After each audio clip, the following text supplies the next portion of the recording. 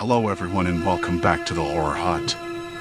Before you drift off, it would be a nice idea if you could leave a comment to let me know where you are listening from. Please don't forget to give the video a like and subscribe to the channel. Right, let's get comfy and relaxed, and let's begin. Story 1, Highway Haunt, Shadows Lurking Near Gas Station. The highway had been a steady blur of asphalt and headlights for hours, a ribbon of dark stretching endlessly beneath the moon's pale watch. I'd been driving since early afternoon, the kind of trip where the landscape seems to fold into itself, fields giving way to scrub to trees to nothing but the vague promise of a town 100 miles down the road. My eyes itched behind a layer of fatigue. The air in the car smelled faintly of stale coffee and the faint tang of leftover fast food. I guess it was the kind of thing that sticks with you when you're not paying attention. I spotted the gas station just before it disappeared from the pull-out lane, a lone bulb flickering overhead, casting a jaundiced light on the peeling paint of the building. It was one of those places that seemed caught in a time warp.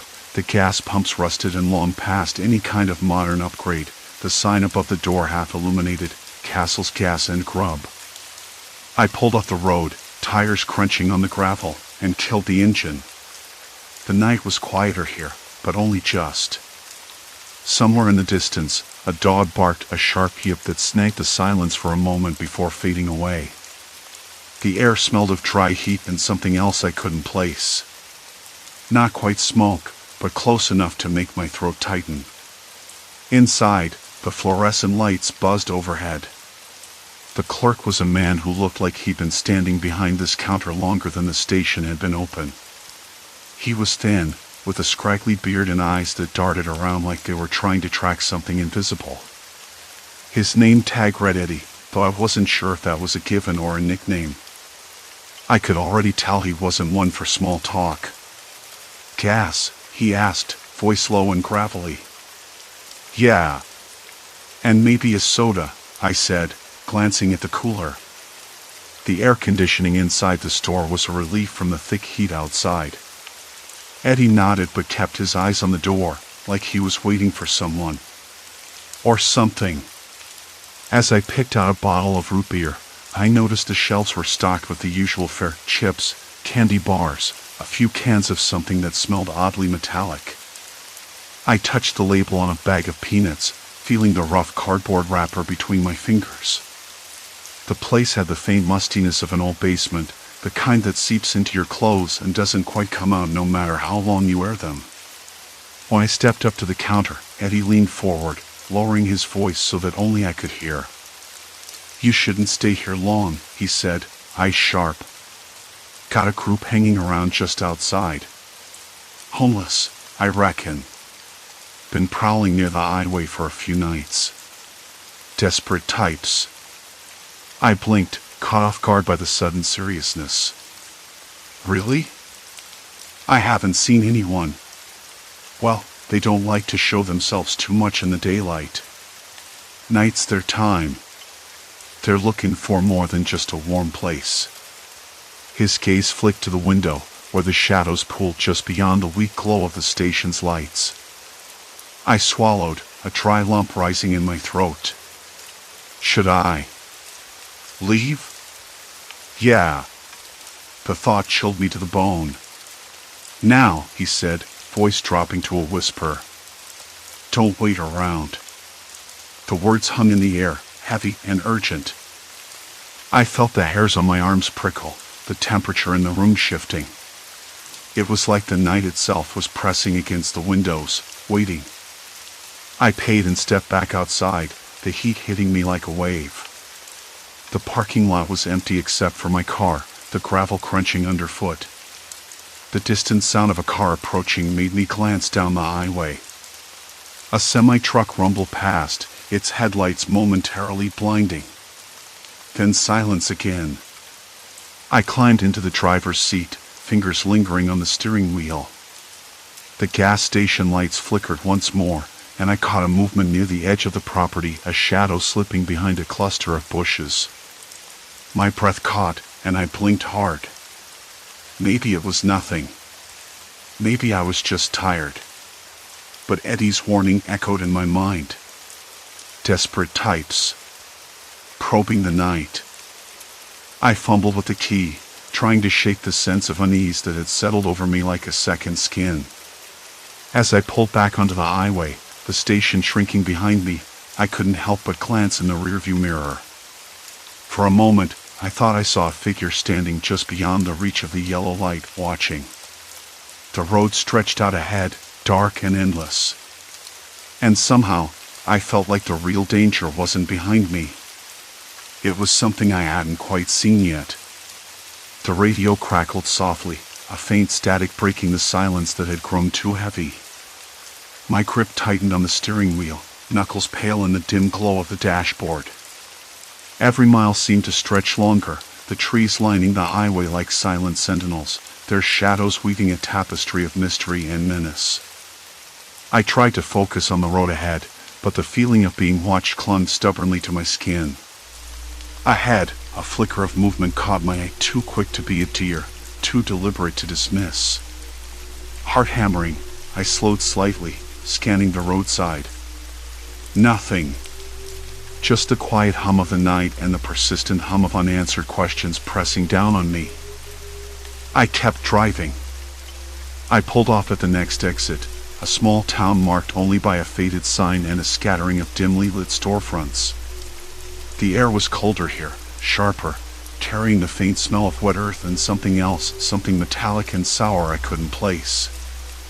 I parked outside a rundown cafe, the kind of place where the neon sign buzzed unevenly and the windows were streaked with grime. Inside, the dull murmur of a late-night crowd and clinking dishes offered a strange comfort. I ordered coffee, black, no sugar. The bitter taste spread across my tongue, grounding me a bit. I sat near the window, eyes tracing the empty street beyond, watching for any sign of movement. A stray dog padded past, its ribs prominent beneath a matted coat, then disappeared into the shadows. The clerk's warning echoed in my mind, the desperate, homeless people lurking nearby. But who were they? What did they want?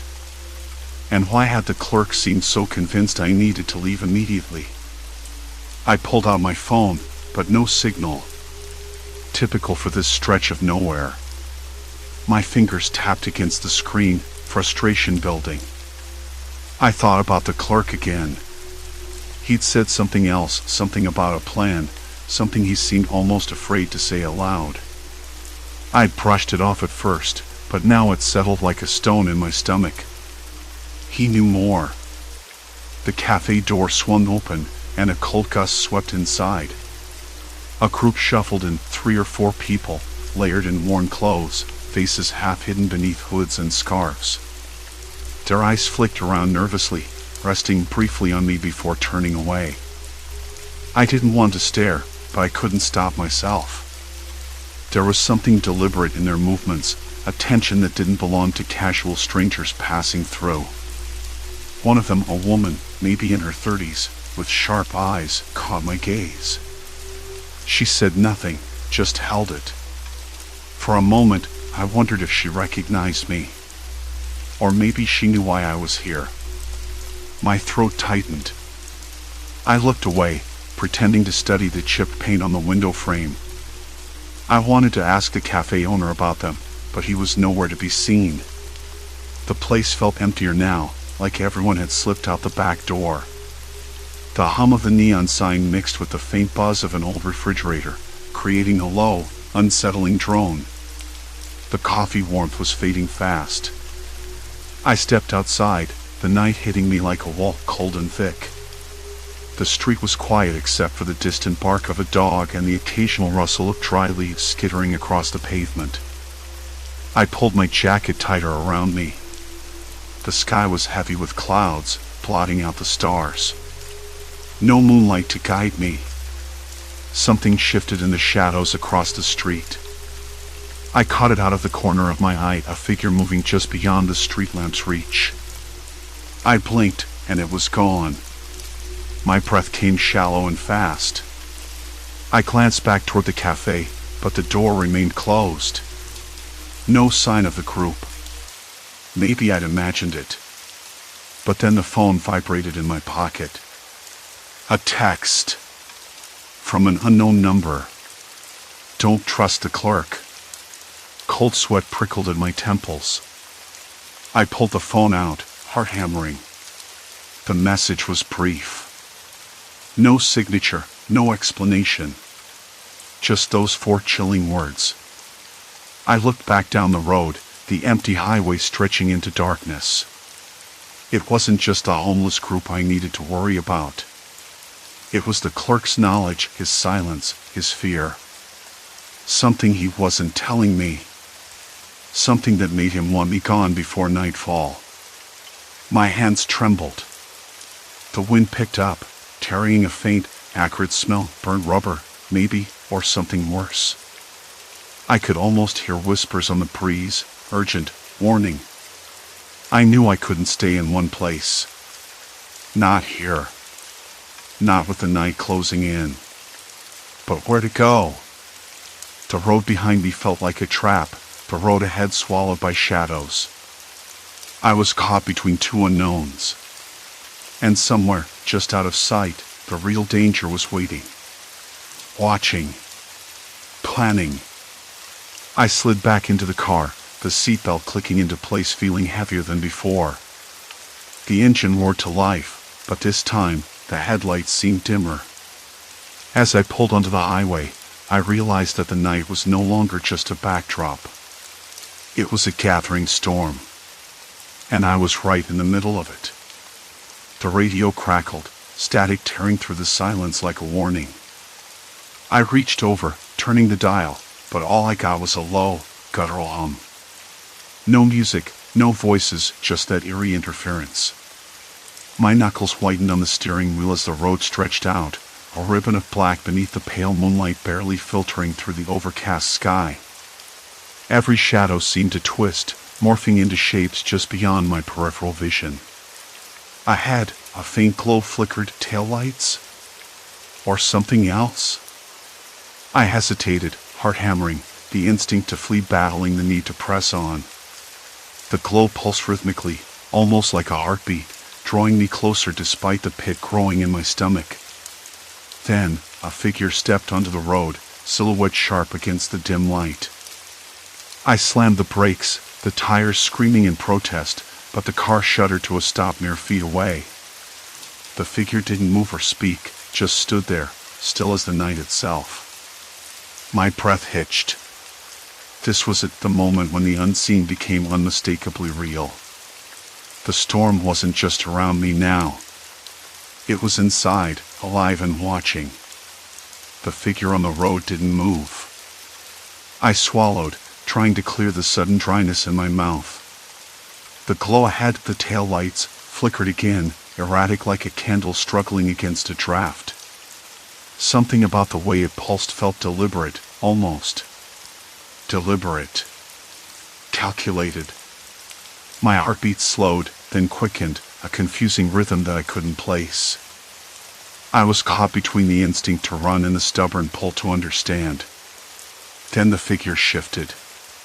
Not toward me, but just a slight movement, a tilt of the head. That's when I noticed the eyes dark, intense, reflecting the faint light like twin coals. There was no malice in them, not exactly. But they weren't friendly either. They were tired, desperate, and something else, knowing. Like they'd been waiting for me. I tried to speak, voice brittle and small in the cold air. Who? What do you want? My words caught somewhere between a whisper and a plea. No answer. Just that steady hum again, vibrating through the car's frame. Then, almost imperceptibly, the figure stepped aside, revealing the road beyond. I blinked, confused. Was this an invitation? A warning? The only sound now was the distant bark of a dog, sharp and sudden, breaking the tension like a dropped glass. I eased off the brake, inching forward. The glow ahead flickered once more, this time brighter, like a signal. I gripped the wheel tighter, the leather rough and grounding beneath my fingers. The car rolled past the figure, who didn't flinch, didn't follow. I glanced in the rearview mirror, empty road. No one behind, no sign of the figure. Just darkness swallowing the roadside. The highway stretched ahead, endless and empty under the overcast sky, the moon a pale witness to everything. But the feeling of being watched didn't leave. It clung to me, a weight pressing against my ribs. I should have kept going. I should have driven straight through the night, past whatever this was. But the gas station clerk's words echoed in my mind, relentless and insistent. They've been seen around here. Desperate people. Dangerous. At the time, I shrugged it off, paranoia from a lonely soul stuck in a dead-end job. But now, something told me there was more to it. Much more. Half an hour later, I found myself pulling over again, this time at a rundown rest stop barely marked on the map. The building was nothing but a peeling shell, windows boarded up, the smell of damp wood and stale air pressing in. I stepped out, the gravel crunching beneath my shoes, the cold night air biting at my skin. I needed answers. Or at least a moment to think. That's when I saw them. A cluster of figures huddled near the far edge of the parking lot, faces obscured by shadows and ragged coats. They didn't move much, just swayed, murmured in low tones that drifted on the wind.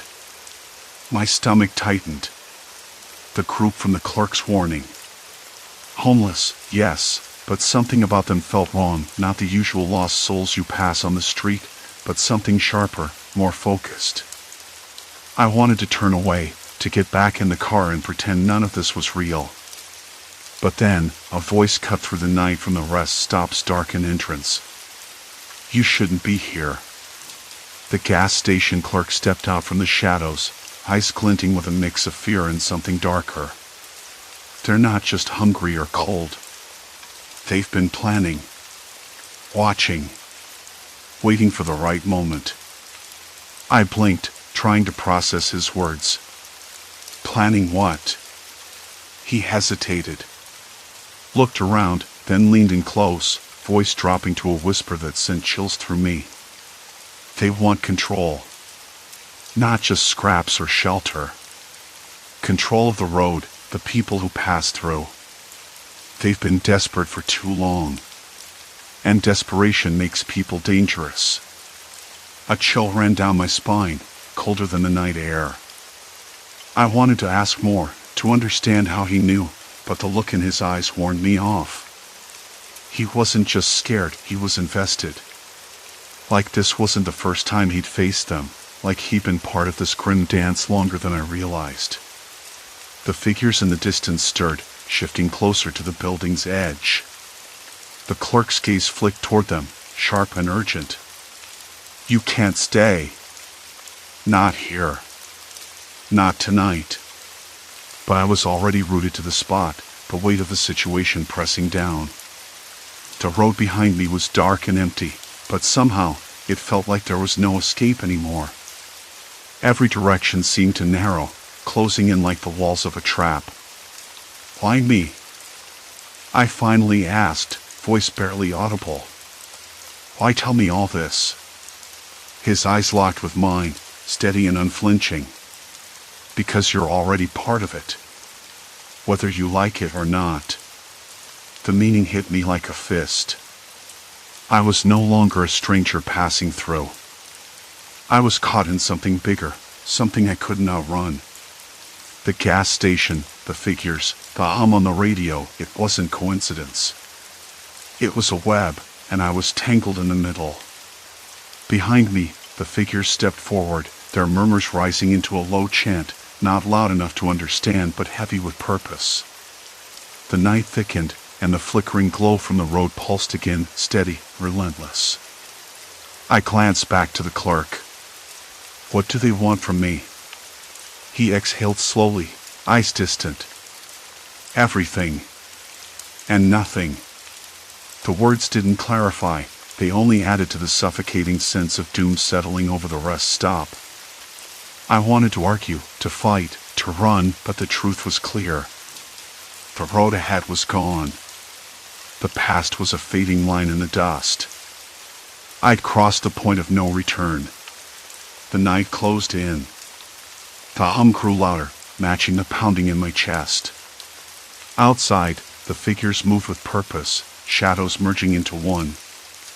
I was trapped. But the real question was, what came next? The night wasn't just dark anymore. I stayed close to the counter, eyes darting between the door and the clerk. His face was pale, the lines around his mouth sharper than before, like he hadn't slept in weeks. His fingers tapped a restless rhythm on the chipwood beneath the register. I wanted to ask what everything and nothing meant, but the words stuck in my throat. Whatever that was, it wasn't something simple or clean. Outside, the murmurs twisted into something louder, more insistent. Not quite a chant anymore, more like a gathering storm, voices rising and falling like the swell of waves. I pressed my forehead against the cool glass of the window. The figures had edged closer, their shapes melding into a single mass just beyond the flickering glow of the street lamp. Their faces were turned toward the gas station, but their eyes seemed to look past it, beyond me. Something in the way they moved, slow, deliberate, made my stomach tighten. The clerk leaned in, voice barely above a whisper. They're not just looking for shelter. They want to break in. Not for food or warmth.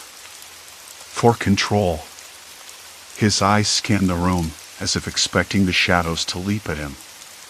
They've been planning this for weeks. Control. The word hung in the stale air, heavy and impossible to shake. I swallowed hard, tasting the metallic tang of fear. Why me?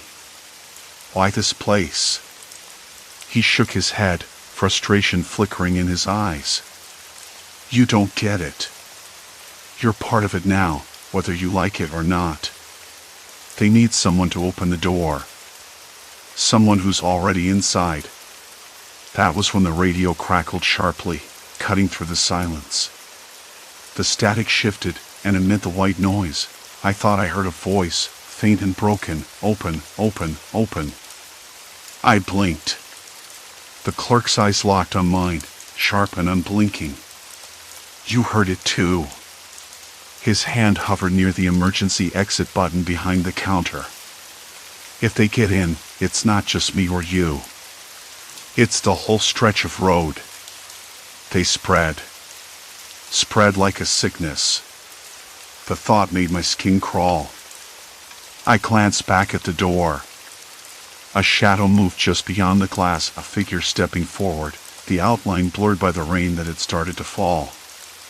Light hit wet asphalt, reflecting the flicker of the street lamp in jagged shards. The figures outside weren't just waiting anymore. They were testing the boundaries. Pushing. My hands trembled. I tried to steady my breath, but the cold air I'd sucked in felt tight in my chest. I wanted to refuse, to walk out and leave this nightmare behind. But I couldn't. That part of me, the part that still clung to reason, knew the road behind me was gone. The past was dust, and the future was a locked door. The clerk's voice cut through my spiraling thoughts. There's a back room. Storage. I've kept it locked, but I can open it. It's small, barely enough space, but it's safe. For now. I nodded, swallowing the lump in my throat. Safe how? He didn't answer right away.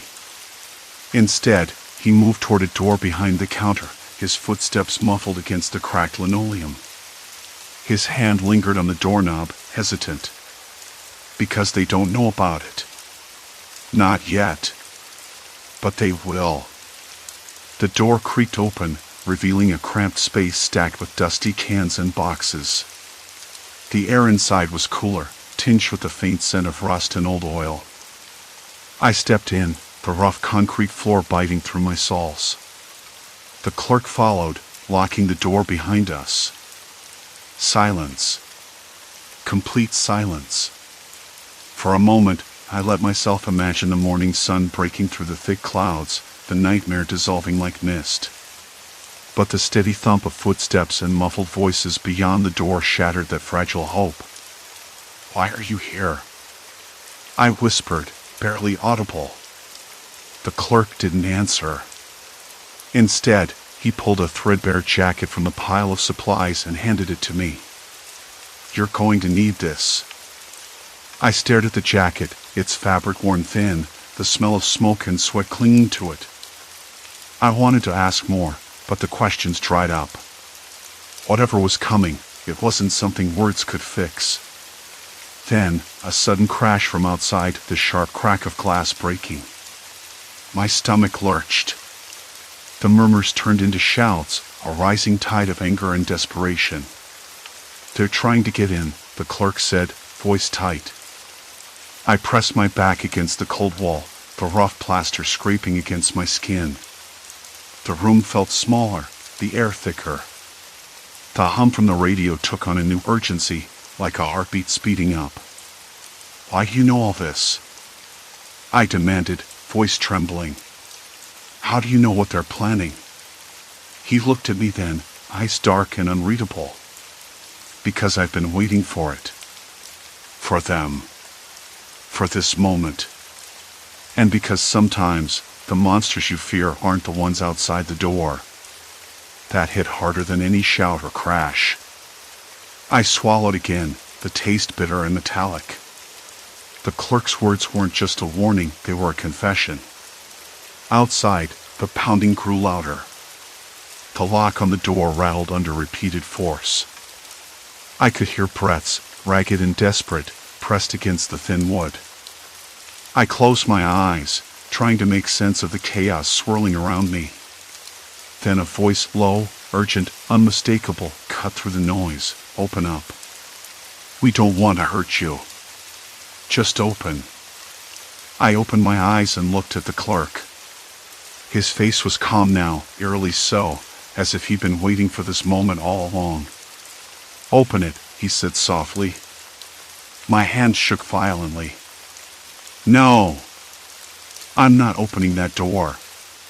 He smiled, a small, sad twist of his lips. "You don't have a choice." The lock clicked. The door swung open just a crack. A cold wind rushed in, carrying with it the smell of wet earth and something darker, something I couldn't name. The figures stood there, faces half hidden in shadows, eyes gleaming with a hunger that made my skin crawl. And then, the clerk stepped aside. There was no turning back now. The door creaked fully open, the cold night air sliding in like a living thing, sharp, damp, and smelling of dirt churned up by rain. The clerk didn't flinch. He just stepped aside, a quiet invitation in his posture, like he was opening a door to something inevitable. I wanted to scream at him, ask why he'd been so strange all night, why he'd known more than he was willing to say. But the noise outside swallowed my voice. The group spilled in, a mix of ragged clothes and desperate faces. They were mostly young, though some had the hollow cheeks and sunken eyes of long hardship. A woman with a threadbare jacket and a face streaked with dirt looked at me, her gaze steady and sharp.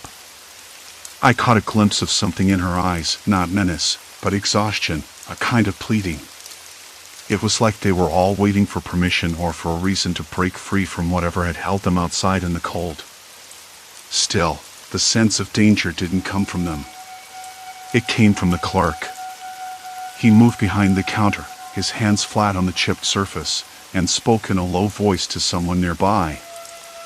I couldn't catch the words, but his tone was calm, almost clinical. It was as if he'd rehearsed this moment, like he'd been waiting for the right time to let this small chaos unfold. And that made my skin crawl. I edged toward the door, hoping to slip past unnoticed, but the woman caught my movement. "You can't leave," she said softly. "Not yet." Her voice was rough but not unkind. It was the kind of voice shaped by too many nights spent outside, by hunger and cold and fear. "We need to talk." I swallowed hard. The clerk's eyes flicked to mine, sharp and unreadable. I wanted to ask him why he'd warned me, why he'd been so insistent I leave, but the words tangled in my throat. The woman stepped forward, holding out a hand stained with dirt and something darker, maybe old paint, maybe dried blood. "There's more going on here than just us trying to get shelter," she said. "You don't know what he's done." The clerk's jaw tightened. "You don't know the whole story," he said, voice low and steady. "None of you do." A silence settled over the room, heavy and suffocating, broken only by the distant hum of the highway and the dull thud of rain against the metal roof. I realized then that I was no longer an outsider. I was part of this strange, fragile ecosystem, caught between the desperate group and the man who'd been their reluctant gatekeeper. The woman's eyes bore into mine. "He's been keeping us out, but not because he's afraid. Because he's afraid of what we'll find inside." I frowned. "What do you mean?" She glanced at the clerk, then back at me. "This place, he's been using it. Not just as a gas station. There's things hidden here. Things that don't belong to any of us. Things that make him dangerous in ways we can't fight." The clerk shook his head, almost smiling. "You don't understand. I'm protecting everyone. You think this is about shelter? It's not. It's about control." For a moment, the room seemed to shrink, the walls pressing in with the weight of truths half revealed. I looked at the clerk, then at the group, and realized how thin the line was between predator and prey. Not one of them was safe, not with what the clerk knew, and not with what he was willing to do to keep it hidden. Hours passed like this, tension coiling tighter with every word exchanged, every glance sharpened by fear and suspicion. The rain slowed, the sky lightened to a bruised gray, but inside the gas station, the air remained thick with unspoken threats. Eventually, I found myself leaning against the counter, the rough wood grounding me as I tried to piece together what I'd learned. The group wasn't just homeless or desperate. They were survivors, pushed to the margins, trying to expose something the clerk had swallowed whole, something that had twisted his quiet vigilance into something almost sinister. When the first faint blush of dawn crept through the grimy windows, the group moved toward the door. The woman looked at me one last time. "You have to decide what side you're on," she said quietly. "This isn't over." The clerk watched them leave without a word, his face unreadable. I realized then that the real danger wasn't just the group or the night outside. It was the secret the clerk carried, an invisible weight that had shaped every moment I'd spent here. I stepped outside as the sun rose, the cold morning air biting at my skin. The highway stretched out before me, empty and indifferent. I wanted to leave, to forget this night, but a knot of unease settled in my chest. I knew the echoes of what I'd seen would follow me, silent and persistent. Driving away, I caught my reflection in the rearview mirror, tired, wary, changed. I couldn't tell if I was running from the threat or toward it, but one thing was clear: the gas station, the clerk, the group, they weren't just part of a story I'd stumbled into. They were reminders of a world fraying at the edges, where fear and control danced in shadows, and the line between safety and danger was razor thin. I didn't look back. But I didn't forget either. The road ahead was long, and the night had taught me that sometimes the scariest things weren't the ones you could see, but the ones you couldn't escape. Story 2, Vanishing Light, the sudden cold fog. I had never been good at estimating time on these hikes. I paused on a flat rock, pulling off my backpack and wiping the sweat from my brow. My shirt clung to my back, soaked through from the morning's exertion. The sun was fierce, almost too bright.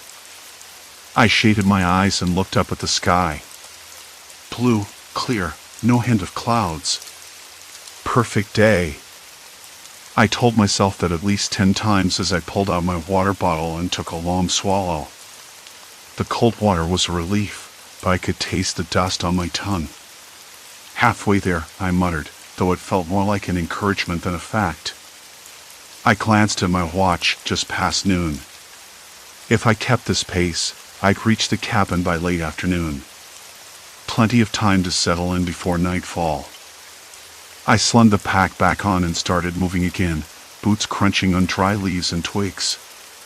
The trail narrowed here, winding between thick stands of fir and spruce.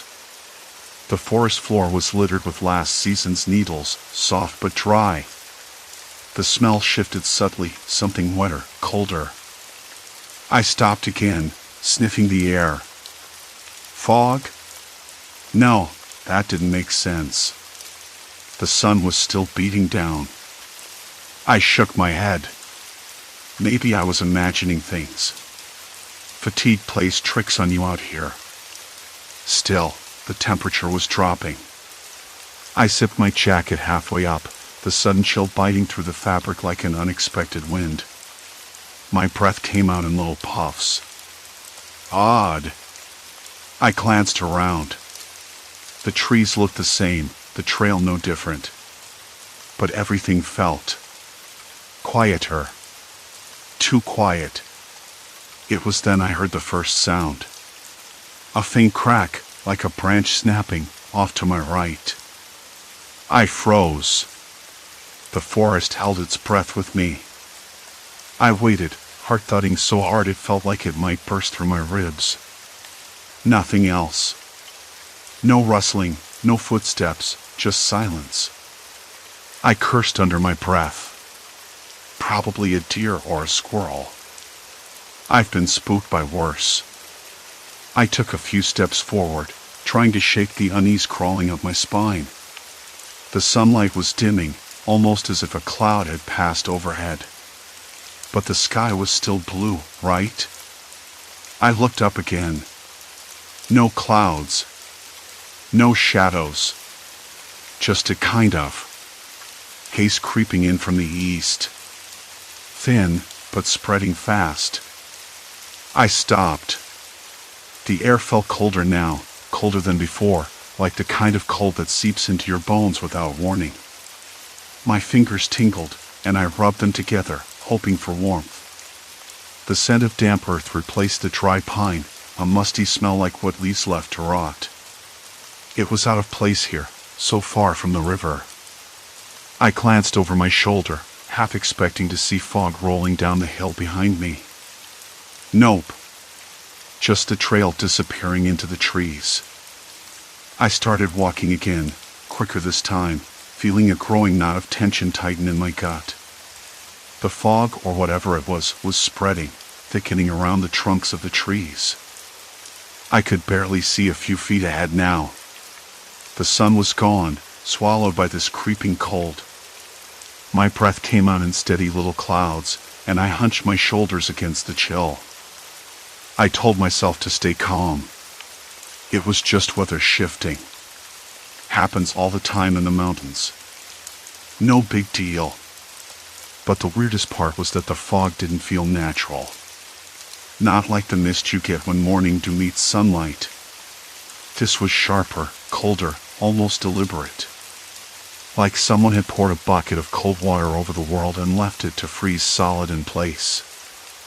I stopped again when I heard voices.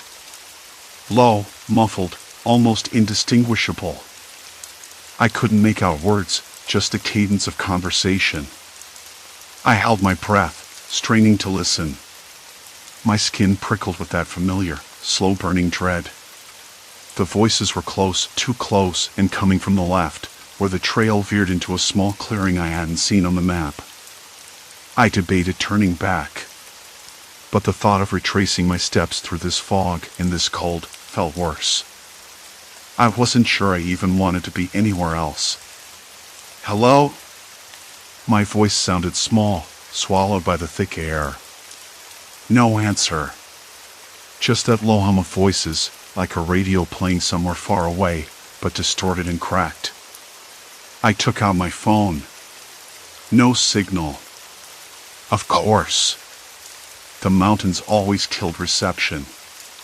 I tried again, tapping the screen, hoping for a miracle. Nothing. That's when the temperature plunged again.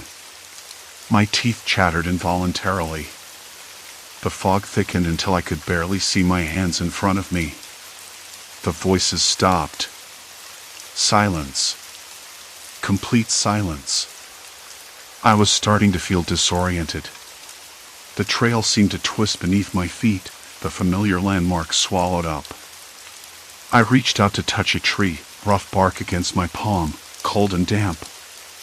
A shiver ran through me. The wind picked up, carrying with it a faint smell of smoke. Not campfire smoke. Something acrid. Burning plastic or rubber, maybe? I wrinkled my nose, trying to place it. I listened. Nothing but the wind playing through the branches and my own ragged breathing. Then, from somewhere nearby, a branch fell. Not snapped by wind, but dropped. Like someone had released it on purpose. I spun around. Nothing. My heart hammered against my ribs so hard I thought it might echo through the forest.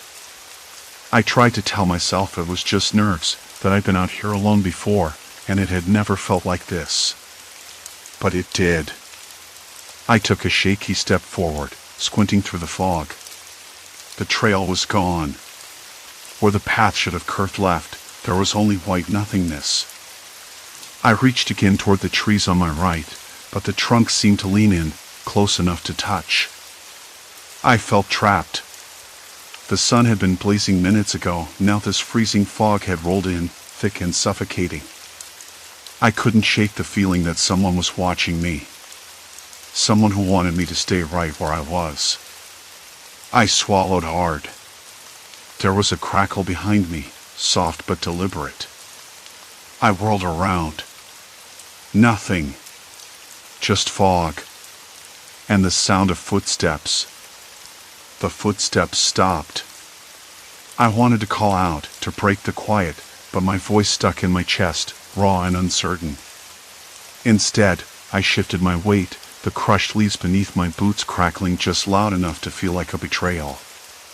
That's when I noticed it, a faint, metallic scent mixing with the damp earth and pine. Like rust and blood, but not fresh blood. Old, dried, like the forest was holding on to something it didn't want me to find. I swallowed hard. This was no longer a random hike gone wrong. Someone had been here. Someone who knew the land better than I did, who could drop branches without making a sound, who could wrap the sun in fog like a cloak and hide the path I'd been following. I rubbed my arms, the cold seeping in through the thin jacket I'd foolishly worn on a day that had started blazing hot. I tried to think back. I'd passed a small clearing an hour ago, the kind where sunlight dappled the moss in gold, and there had been tire tracks old but unmistakable. I'd assumed it was from a logging crew, or maybe some off-roaders. But now, with this sudden shift in weather and the way the forest seemed to lean in on me, I wasn't so sure. Those tracks might have been left by whoever was out here now. The fog was thickening, but I forced myself to move forward, hands brushing against wet leaves and rough bark. The path was still gone, swallowed completely by the mist. I reached into my backpack, fingers fumbling for the small compass I'd packed. It was a cheap thing, a gift from my brother, but it had never failed me before. The needle spun wildly, then settled pointing east toward the cabin. Good. I thought. East. But then the sound came again. A soft scrape, like something dragging lightly over bark, maybe a shoe catching on a root. I stopped, heart slamming into my ribs. The fog suddenly seemed colder, denser, pressing against me like a living thing. I told myself to stay calm, to think clearly. The forest was big.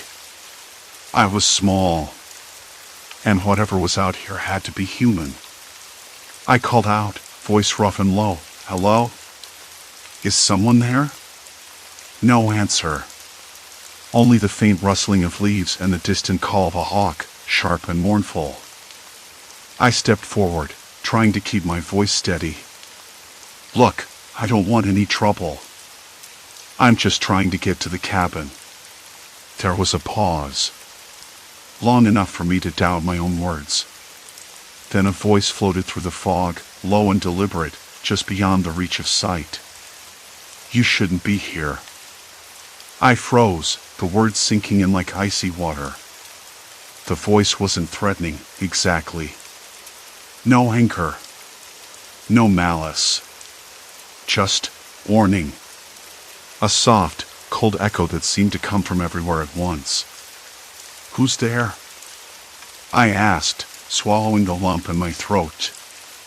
Silence. Then the footsteps again, faint and slow, moving away this time. I wanted to follow, to chase the voice, but the fog was a wall. I couldn't see more than a few feet ahead. Instead, I turned east, trusting the compass, and pushed forward, step by cautious step. The trees thinned out gradually, and I caught sight of the cabin's roof line just as the fog began to lift. Relief washed over me, but it was short-lived. The door was slightly ajar, swinging gently with the breeze. Not how I'd left it, or how I thought I'd find it. My hands trembled as I reached out to close it, but a sudden noise stopped me, a low murmur, like whispered conversation, coming from inside.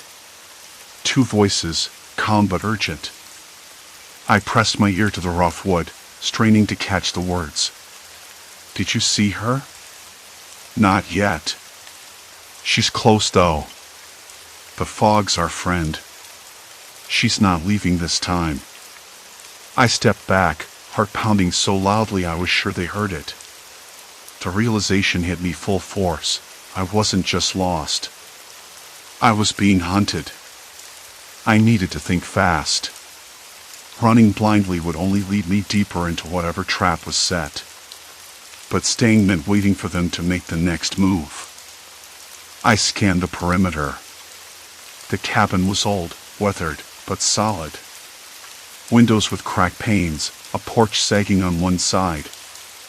I spotted a pile of firewood stacked haphazardly and a rusted lantern hanging near the door, its glass flickering weakly in the shifting light. I grabbed the lantern, shaking it until the flame steadied. The warmth was a small comfort against the creeping cold that had settled in my bones. I whispered to myself, "Okay. Think." My mind raced through possibilities. Who were they? What did they want? And why manipulate the weather like this? The fog felt deliberate, a curtain drawn tight to keep me inside, to cut me off from help. Suddenly, a sharp crack echoed nearby, branches breaking underfoot. Someone was moving toward the cabin again. I ducked behind the firewood pile, pressing my back against the rough bark of the cabin wall. My breath came out in shallow clouds. The lantern's flame flickered wildly, casting shadows that danced like ghosts. A figure appeared, stepping through the mist. Tall, wearing a dark jacket that blended with the forest. The face was obscured by a hood, but I caught the glint of eyes, sharp, calculating. They paused, looking around as if searching for something or someone. I held my breath, every muscle tense. Then the figure turned and vanished back into the fog. I waited a long time before daring to move, fingers clenched tightly around the lantern's handle. The sun was dipping lower now, the temperature dropping with it. I couldn't stay outside much longer. Inside the cabin, the air was stale but dry. I slipped the door closed behind me and locked it with a shaky hand, though I knew it wouldn't hold for long. I needed to find anything that could help me understand who or what I was dealing with. I rifled through the cabin's few drawers and shelves, finding little beyond a dusty journal, a cracked cell phone with a dead battery, and a map pinned to the wall. The map caught my attention. Scrawled in the margins were notes, times, and symbols I couldn't quite decipher. But what stood out was the area marked in red, this very forest, with an X over a spot just a few miles from here. I traced the line with my finger, feeling a sudden chill that had nothing to do with the cold air. The X was close enough that whoever was out there could circle back any time. Close enough to trap me. I flipped through the journal. The entries were sporadic, often rambling, mentioning someone named M, and warnings about the trap closing. The last entry was dated just a week ago. My heart thudded in my chest. Someone had been here recently. Someone who knew the danger. I sank onto the creaking wooden floor, the lantern casting long shadows. I wasn't alone. And I couldn't leave. Not yet. The storm was gathering. And it wasn't just in the weather. The lantern's flicker cast long, trembling shadows on the cabin's cracked floorboards, and I sat there, the journal open in my lap, my fingers tracing the jagged handwriting. Trap closing. The words echoed in my mind like a warning bell. Whoever M was, they hadn't just stumbled into something, they'd been hunted, or worse, involved. The air was thick with the smell of damp wood and old paper, but beneath that was something fouler, like stale sweat mixed with the faint, acrid tang of burnt rubber. I swallowed hard, realizing the place wasn't just abandoned. It was staged. Set up for someone to find or to lose themselves in. I glanced back at the map pinned to the wall. The red X was a sharp, angry slash on the faded paper, weighted with menace. A spot just a few miles from here, deep in the forest's chokehold. The scribbled notes around it, times, symbols, cryptic words, felt less like directions and more like a countdown. The cabin's silence felt suffocating now, pressing in with the cold that had crept inside my bones since the fog rolled in. I needed to move. But where? The forest outside was a ghostly maze, the thick mist swallowing sound and light alike. I could barely see the tree trunks 20 feet ahead. The sun, which had burned down mercilessly just hours before, was now nowhere to be found. I pressed my hands against the rough wooden walls, trying to ground myself. The journal's last entry was a desperate plea: don't trust him, don't trust the weather, don't try to leave, but it made no sense. Someone was manipulating everything, but why? And how had the writer escaped, if they had at all? The cabin door creaked. I jerked my head toward the sound, heart hammering. No wind tonight. No branches scraping. Just the door, shifting slowly as if pushed by an invisible hand. I stood up, every nerve screaming to run, but the fog outside was impenetrable. If I stepped out now, I'd vanish into a thick, cold blankness. I could almost taste the chill in the air, biting at my skin through the thin fabric of my shirt. I forced myself to open the cracked cell phone, hoping for a miracle. No signal. Dead battery. Nothing. The cabin was a fortress of silence. I realized then, the real threat wasn't lurking just outside. It was whoever had set this trap, and I was already caught. I paced the room, tracing the journal's pages again. The entries were full of paranoid scribbles, references to shadows moving, voices in the mist, the trap tightening. The writer had been watching someone, or something, and had written warnings in a frantic, almost illegible scrawl. I could feel the panic rising in my chest, sharp and raw. Suddenly, a faint sound broke the stillness, a low, rhythmic tapping. At first, I thought it was a trick of the fog, but it was real. Deliberate. Coming from the woods, just beyond the cabin's small window. I froze. The tapping grew louder, sharper, like someone knocking on a hollow tree trunk. Or maybe on the cabin wall. I moved to the window, pressing my forehead against the cold glass. The fog swirled thickly outside, distorted shapes shifting just beyond sight. The tapping stopped. Silence. Complete silence. Then a whisper, too faint to make out, but unmistakably human. My breath caught in my throat. I wasn't alone. I stepped back, heart pounding. The journal's warnings weren't ghosts or myths. They were real. Someone was out there, watching, waiting. Someone who knew this forest and the cabin inside and out. Someone who wanted to make sure I didn't leave. I looked down at the journal again, then at the map. The red X marked a place I hadn't yet dared approach. But if this was a game, if the trap was closing, I had no choice but to face it. The path forward was no longer a choice. It was a point of no return. I grabbed the map and the journal, stuffing them into my backpack. I pulled on my jacket, the cold had seeped through my bones, and stepped toward the door. My hands trembled, not from the cold, but from the certainty that I was being hunted, that every step I took was watched. Outside, the fog pressed in like a living thing, swallowing sound and light. The forest was a maze of shadows and whispers. I could hear branches snapping somewhere behind me, slow, deliberate. I didn't look back. With every breath, the cold bit sharper, the dampness clung deeper. The forest was no longer just a place to cross. It was a trap itself, a maze designed by someone who knew exactly how to bend the weather, the woods, and the silence to their will. I moved forward, knowing I'd crossed the line. Whatever awaited at the red X, there was no turning back. The trap was closing, and I was right in the middle of it. My heart pounded in rhythm with the shadows stretching between the trees. The faintest rustle drew my eyes to a patch of darkness where moonlight failed to reach. I forced myself to steady my nerves, to think beyond the fear. Whatever haunted me wasn't just patient, it was waiting for me to make the next mistake. Stepping lightly, I slowed my pace, blending with the night, hoping the trap had a fault I could exploit. The cold pressed in from all sides like a living thing, clawing at my skin through every layer. My hands trembled, not from the cold but from a sudden surge of adrenaline.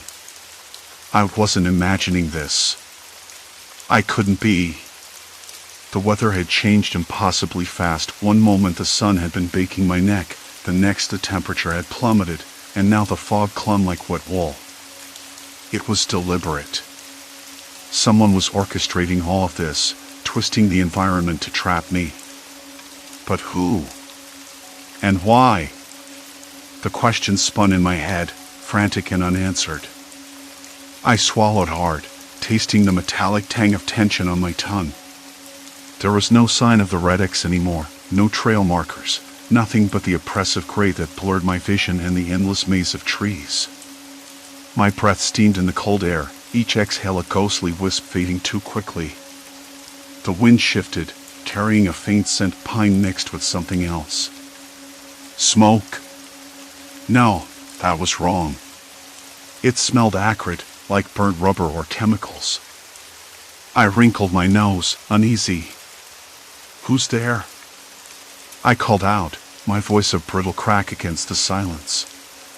No answer. Only the forest's quiet reply, a distant, hollow echo that might have been an owl or a coyote. Or maybe the thing watching me from the shadows. I took a step forward, then another. The fog thickened, closing in until I could barely see my own hands in front of me. The cold seeped deeper, settling in my bones, stubborn and unyielding.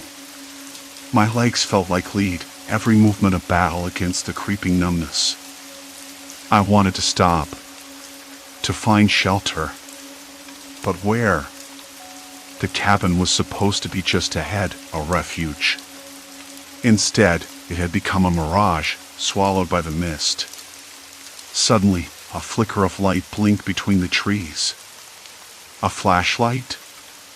No, it was too irregular, like a candle's flame struggling against the damp. My heart hammered in my chest, a drumbeat of warning. I crouched behind a gnarled root, the bark rough against my palms, and peered out. The light danced again, closer this time, weaving between the trunks like a ghost. Hello? I whispered, voice trembling. I'm lost. Please, I just want to get out. No answer. The light vanished as suddenly as it had appeared. I swallowed back a rising panic.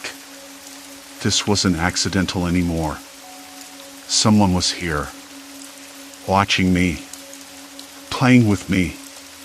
The thought made my skin crawl, a cold sweat breaking out despite the chill. I tried to steady my breathing, slow it down, but the rhythm was broken, too fast, too shallow. My fingers clenched and unclenched, nails biting into the palms of my hands. I couldn't trust the fog, the trees, or the silence. The whole forest was a trap. A snapping sound to my right jolted me. I whipped my head around, heart in my throat. A figure stepped into view, half hidden by the mist. I couldn't make out a face, only the outline, tall, still, watching. "Who are you?"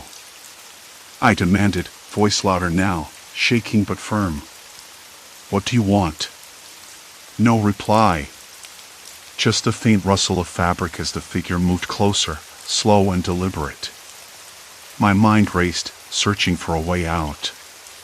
But the fog was a wall. I was cornered. Then, the figure spoke. Not with words, but with a voice over a small speaker clipped to their jacket.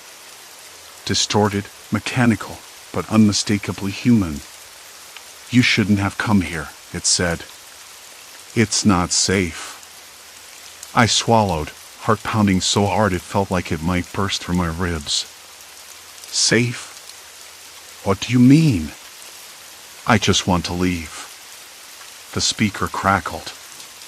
"You can't. Not yet."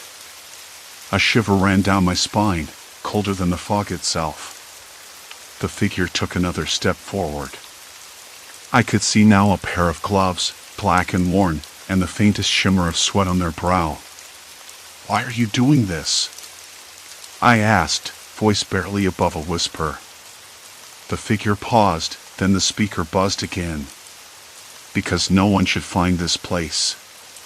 Not by accident." I blinked, confusion and fear knotting inside me. "Find what place?" The figure didn't answer. Instead, they turned and vanished into the mist, leaving only the echo of their footsteps. I stood frozen, the fog swirling around me like a living thing, suffocating in cold. I knew then I was deeper in the trap than I'd ever imagined. The cabin wasn't just shelter, it was a secret, and I was trespassing on something someone wanted buried. Panic threatened to overtake me, but I forced it down. I had to keep moving. Find the cabin. Find answers. Find a way out.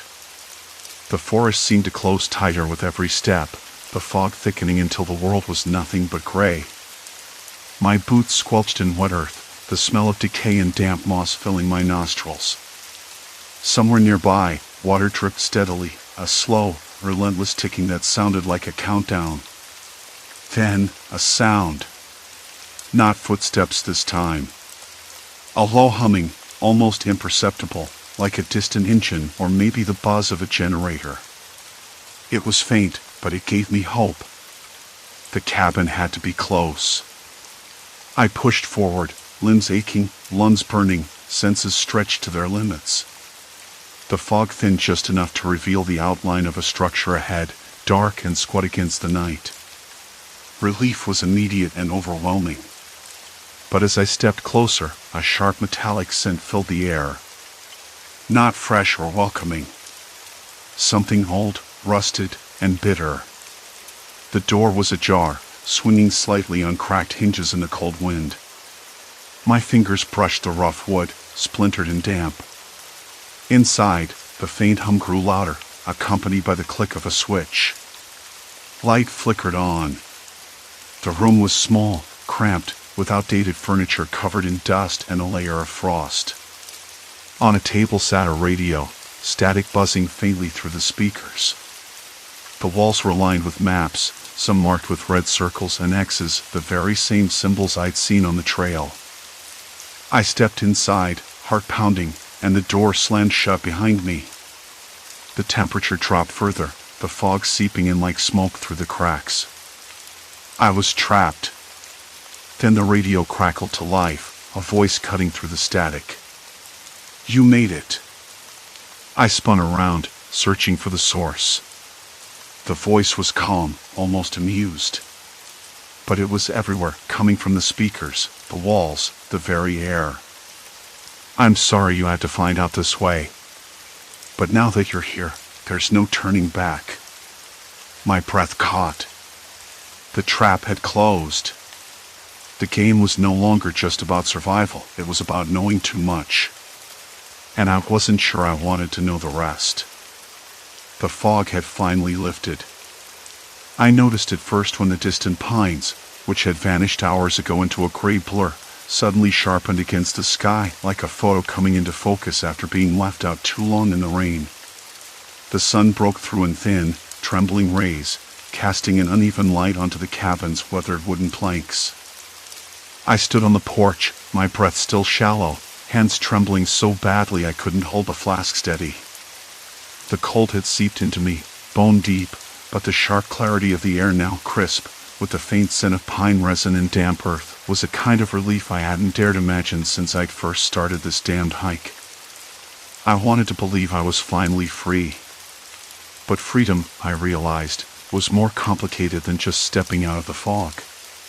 The whole day had unfolded like a slow, cruel game, sunlight baking my neck one minute, then freezing mist thick enough to choke the trees the next.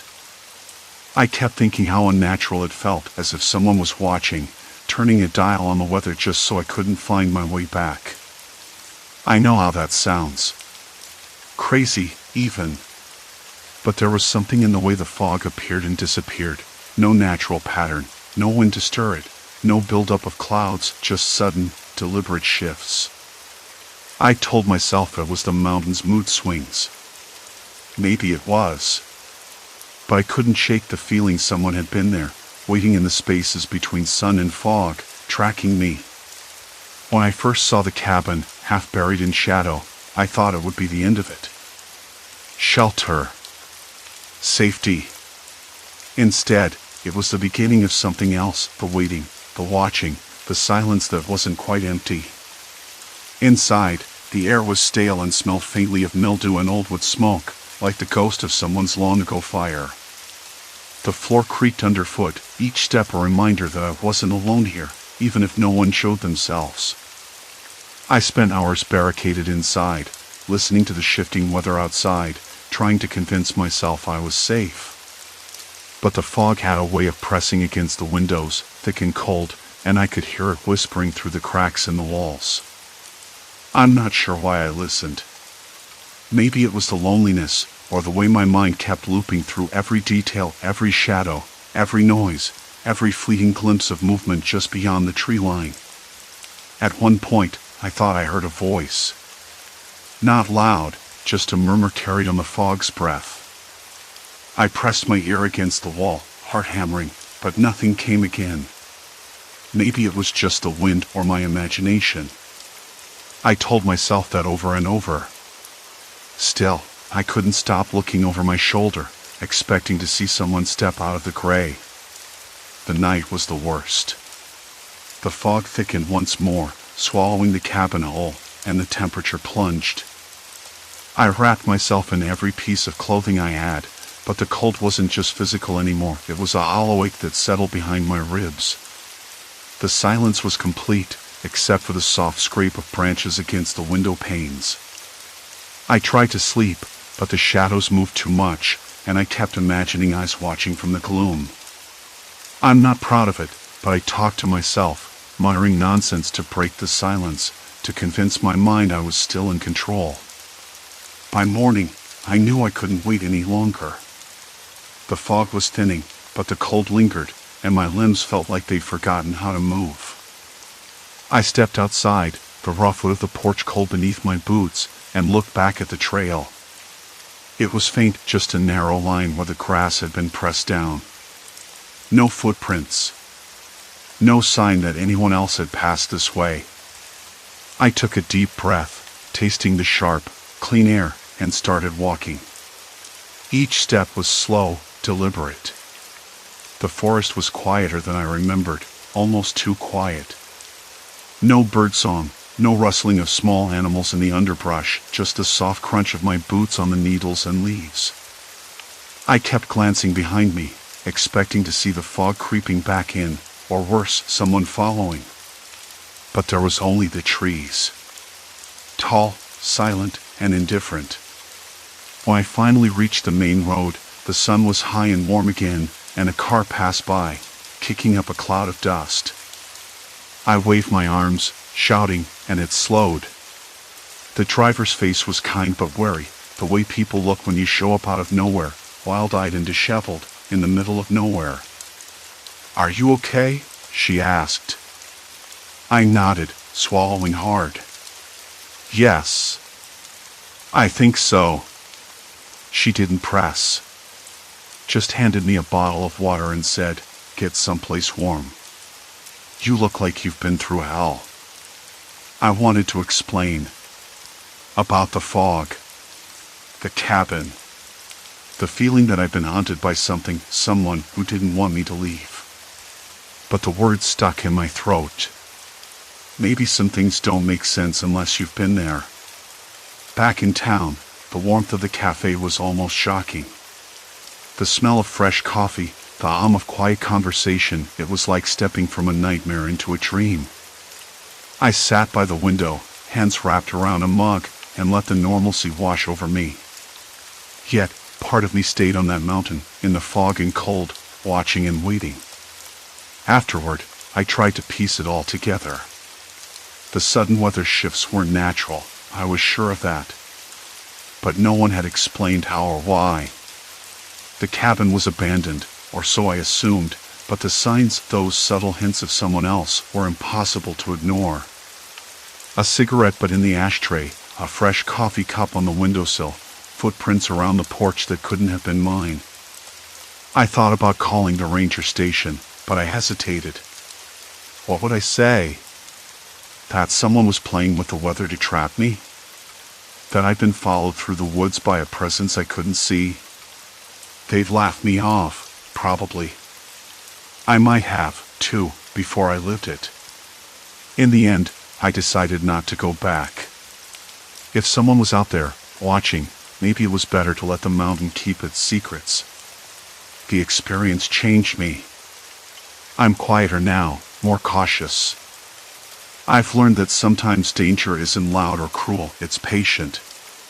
It waits in the spaces you don't notice, in the shifting fog and the sudden cold that creeps up your spine for no reason. It's in the silence that's not quite silent. But I'm still here. And that counts for something. Sometimes, late at night, I catch myself scanning the shadows outside my window, half expecting to see that same gray mist curling along the ground, waiting. I don't know if I'll ever feel truly safe again. But I've learned to live with that. And maybe that's enough. Story 3, Detour to the Forgotten, a bus beyond reality. The city never looked quite the same after dark, but that was nothing new. Or so I thought.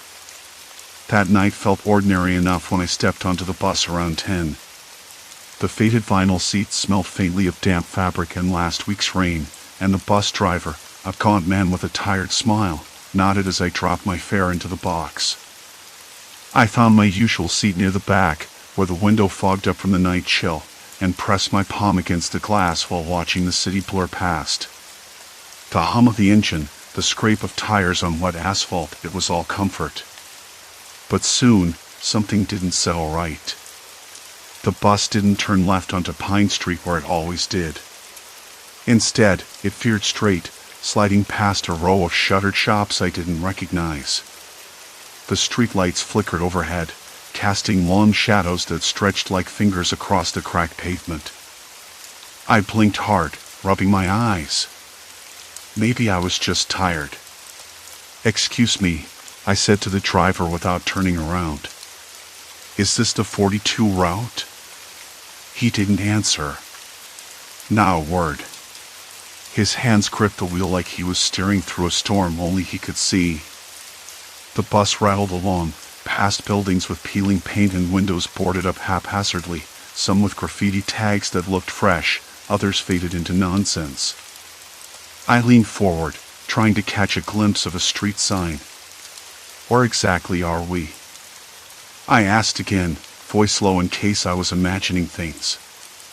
No response. The usual chatter of passengers was missing, replaced by a heavy silence that pressed against my ears. I swallowed. The air smelled different, less like city crime and more like something stale and sour. Like an old basement left to rot. My stomach turned. At the next stop, a man got on wearing a threadbare jacket, his eyes darting nervously toward the back of the bus. I recognized him, or thought I did, maybe from the coffee shop a few blocks from my apartment, or the corner grocery. I nodded, but he didn't acknowledge me. Instead, he gripped the pole and stared straight ahead, lips tight. The bus rolled forward again, and the scenery grew stranger. Trees I knew had been cut down months ago were still standing, their branches scratching at cracked windows. Street signs bore names that sounded familiar but were spelled wrong, like some cruel parody: Main Street, Vineyard, Helmrud. I tried to pull out my phone, hoping for a GPS signal, but the screen stayed blank. No bars. Not even the little spinning wheel that meant searching. My fingers trembled as I tapped the screen again and again. Must be a dead zone, I muttered, but it felt like more than that. The man in the jacket finally spoke, his voice a low rasp. You don't live here, do you? I froze. No. I'm just... good. He gave a tight smile that didn't reach his eyes. Because no one lives here anymore. Not really. I looked out the window, wanting to say something, but the words caught in my throat. The streets had grown quieter, the buildings more dilapidated. The old bakery with its chipped sign was gone, replaced by a vacant lot overrun with weeds. A stray dog yipped somewhere far off, but no one answered. The bus lurched again, and I stumbled slightly, gripping the seat in front of me. The driver's eyes flicked briefly into the rearview mirror. For a split second, I caught a glimpse of something I didn't understand: fear? Or maybe just exhaustion. Where are we going? I asked, voice barely above a whisper. He didn't answer.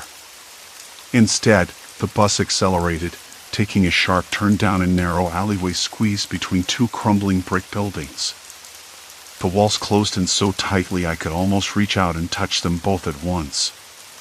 The streetlights here were dim and yellow, casting an eerie glow that made the shadows longer, darker. I looked back at the man beside me. His gaze was fixed somewhere beyond the window, but when I caught his eye, he blinked, and for a moment, the mask slipped. Don't get off, he warned. Not here. My heart hammered in my chest, but I forced myself to nod. The bus stopped again. No one got on or off. The driver opened the doors for a moment, letting the stale air rush in. It smelled like dust and forgotten things. I glanced outside. The street was deserted, but the houses looked wrong, tilted at odd angles, their paint peeling in patterns I hadn't seen before. Across the street, a woman stood on her porch, staring. I squinted, recognizing her face from a block I passed every morning on my way to work. But she didn't wave, didn't smile. She just watched. And then she was gone. I rubbed my eyes and looked again. There was nothing but an empty porch and a flickering street lamp. Is this some kind of joke? I asked no one in particular. What's going on? The man in the jacket shook his head. It's not a joke. It's different. Every night, the bus takes a different path. Not the one you think you know. You get dropped off in places that look like home but aren't. And if you don't find the right stop, the one that leads back, well, you just disappear. I laughed, a hollow sound that felt wrong in the quiet. Disappear? That's ridiculous. He shrugged. Believe what you want. But I've been on this bus longer than you. And I'm still trying to find my way out. The bus lurched forward again, and I gripped the seat harder. The city outside twisted and warped, streets bending like they were drawn in quick strokes rather than laid out with care. The familiar became unfamiliar. The safe, strange. I didn't know what was happening, but something told me I couldn't trust the driver, the route, or even the people around me. Not yet. Time slipped. The night stretched on. And the bus kept moving, deeper into places that shouldn't exist on any map. I pressed my forehead against the window and whispered, "Where am I?" No answer, only the steady hum of the engine and the endless city that wasn't quite right. The bus shuddered again, the tires skimming over cracked pavement that seemed to ripple beneath them. Outside, the streetlights flickered unevenly, casting long, jittery shadows over shop windows that stared back with cracked glass and faded posters. The man beside me, Mark, he'd said his name, was leaned closer. His voice was low, almost swallowed by the drone of the engine. "See that?" He nodded toward a storefront. "Used to be a bakery. Closed down years ago. But it's open now. Like it never shut." I squinted, trying to reconcile the peeling fresh bread daily sign with the dim glow spilling from inside. The smell didn't match. No yeast, no sugar, only the sharp, sour stench of something rotting. I swallowed hard. Why would it be open if it's not? Mark shrugged, eyes narrowing. "Because this place isn't the city you know. Not anymore." I studied his face, searching for a crack in his certainty. There was weariness etched deep, but no hint of madness. At least, not the kind I'd expect in someone talking about disappearing passengers and impossible bus routes. Still, the air, cold and heavy with silence, was thick with doubt. I didn't want to believe any of it. But the bus, the streets, the way the people around me shifted like shadows, it was all too wrong. The passengers, mostly silent, kept their eyes fixed out the window or buried in their phones. One woman near the back tapped nervously on her knee, glancing sideways as if she heard something I couldn't. Another man, older, his face lined and pale, stared straight ahead with a blankness that unsettled me more than any wild tale. Their faces were familiar yet unfamiliar, like photographs faded by time. "Have you tried talking to any of them?" I asked Mark. "See if they remember where they live? Or what bus this is?" He shook his head. "You don't. They don't remember you. Or themselves, for that matter. They're caught. Like me. Caught." The word echoed in my mind, sticky and cold. I rubbed my palms over the worn fabric of my jeans. The bus hummed, and the city outside blurred again, twisting into streets I recognized but couldn't place. A crooked alley that should lead to the park ended abruptly at a dead wall. A cafe I swore I'd visited last week was shuttered, its sign replaced by peeling advertisements in languages I couldn't read. I leaned forward, pressing my forehead lightly against the cold glass. If this isn't the city I know, then what is it? Where does this bus take us? Mark's gaze slid toward the driver, a man whose face was obscured in shadow, hands steady on the wheel. That's the question. Some think the driver's in on it, like he's guiding us somewhere we don't want to be. Others say it's the bus itself, some kind of trap. I wanted to argue, to say it was nonsense, but the knot tightening in my chest said otherwise. The bus had swallowed me whole, and now it was steering me through a world I didn't understand. Minutes passed with no stops. The bus carried us deeper into neighborhoods that looked like reflections in warped mirrors, houses with windows staring blankly, streets where the pavement cracked open to reveal tangled roots instead of sewer grates. The faint scent of damp earth and rusted metal filled the air, mixing with the stale warmth inside the bus.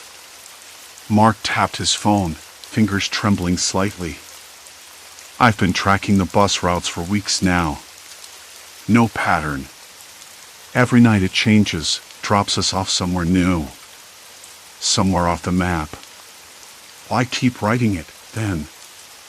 I asked. Why not get off and find your way home? His eyes flicked to mine, dark and tired. Because I don't know which stop leads back. And because once you step off, you're not guaranteed to find the right one next time. You get lost in the city's cracks, and it swallows you. It's like he hesitated, swallowing hard. Like the city forgets you. The thought clawed at me. A city that could erase people, not with fire or force, but by twisting its own streets and memories until you vanished. I shivered. Not from cold, but from the realization that the threat wasn't just the bus or the driver. It was the city itself, reshaping reality with cruel indifference. The bus jolted as it slowed, the brakes screeching softly. Outside, a street sign glowed weakly under a flickering lamp, Maple Avenue. I blinked. Maple Avenue was near my apartment, but this wasn't the Maple I knew. The houses leaned inward, windows darkened, and the sidewalk was cracked with moss creeping through the gaps.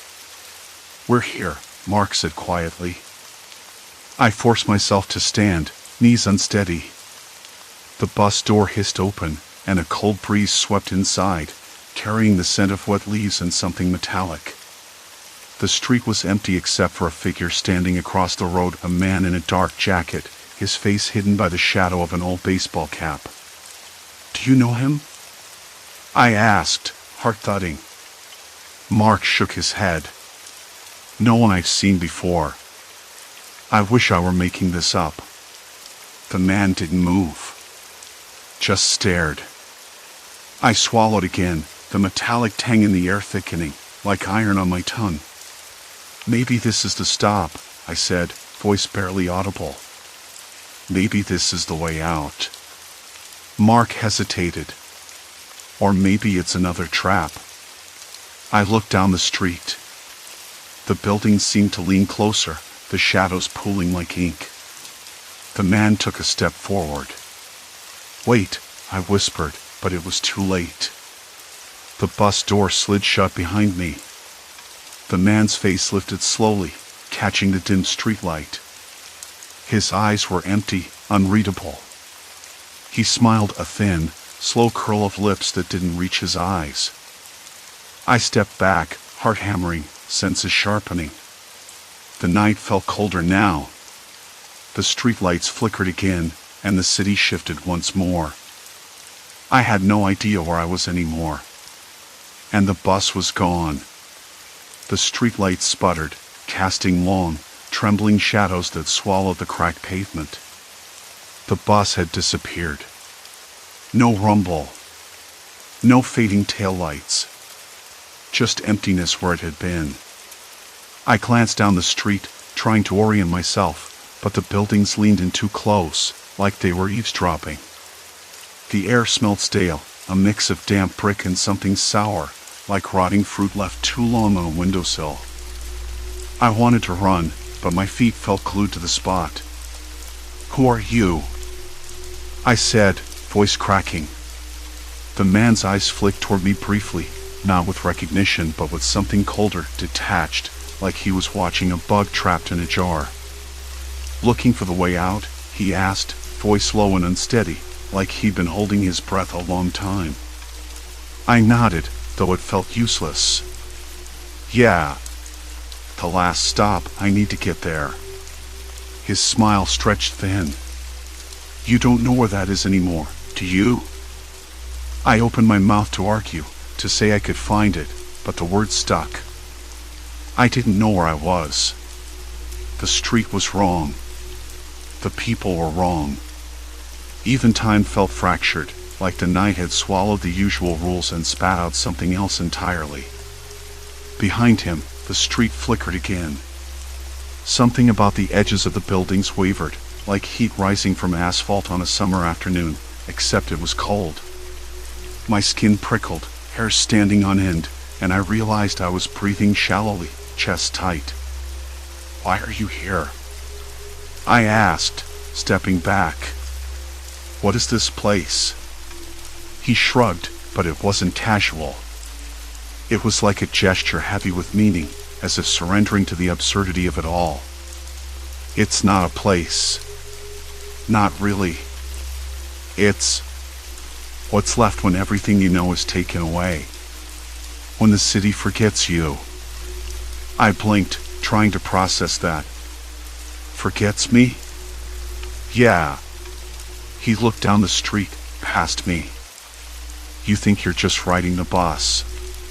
But the bus isn't taking you anywhere you want to go. It's moving you through layers. Layers that peel back the city's skin. His voice dropped. And with each layer, you're less and less real. That hit harder than I expected. Less real. Like I was some fading photograph shoved in a drawer, slowly losing color and detail. I swallowed again, taste metallic and bitter, heart-hammering. So what happens when you're gone? I asked, voice barely a whisper. He shrugged again. No one remembers. No one notices. Like you never existed. I took a step backward, toward the dark alley beside us. The shadows pulled there, deep and black, but it felt safer than standing in the open with him. My hands trembled, fingers cold as I clenched them into fists. Why me? I asked. Why now? He looked at me like I was a question he'd been asking himself for years. Because you're the one who keeps trying to get back. Most people, they stop. They accept it. But you keep looking for a way out. I shook my head. I haven't accepted anything. He smiled again, but it was sharper this time. You're past the point of no return. That phrase echoed in my mind, loud and unyielding. Past the point of no return. I wasn't just lost anymore. I was trapped. No detours, no shortcuts, no second chances. Then, with a sudden movement, he turned and walked away. His steps were quiet but deliberate, fading into the darkness. I stood there, heart pounding, the cold night air biting through my jacket. The streetlights flickered once more, and the city shifted. Suddenly, I wasn't alone. From the shadows emerged a woman, her face familiar but wrong. Her eyes were wide, blank, as if she'd seen too much or nothing at all.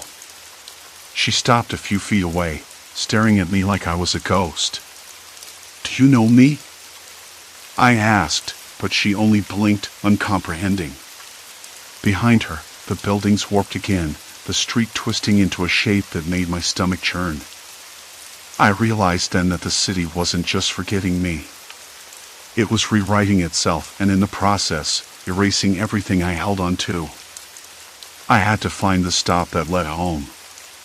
I had to find the bus again. But now, I wasn't sure the bus wanted to be found. The woman took a hesitant step back, as if the very air around me was reshaping her memories, dissolving the recognition that should have been there. The streetlights flickered overhead, casting long, wavering shadows that seemed to reach out like fingers, grasping at the edges of my mind. Every sound, the distant hum of traffic, the murmur of voices, distorted, as if filtered through water. I swallowed hard, forcing myself to move forward, but the ground beneath my feet rippled like a disturbed pond. Buildings shifted again, their facades folding and unfolding like pages in a book, revealing glimpses of places I had never seen but felt unbearably familiar. The bus stop I'd been hunting for seemed to retreat further with each step, dissolving into the mist. A sudden chill crawled up my spine. The world was unspooling, and I was caught in the threadbare center. I reached out, fingers brushing against a lamppost that dissolved like smoke at my touch. Panic rose, but beneath it was a stubborn ember of resolve. If the city was rewriting itself, then maybe I could find the narrative thread that still held true of my path, my bus, my way home. I closed my eyes, recalling the faint hum of the engine, the thud of its doors opening, the scent of worn leather seats mixed with rain. Somewhere in this shifting maze was the bus, waiting or maybe watching.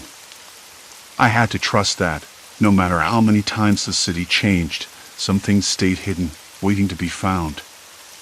The chill stuck to my skin like wet clay, cold and unwelcome. The mist curled low, swallowing the streetlights one by one until only a dull orange haze remained. I stood where the lamppost had been, now nothing more than a faint outline against the fog.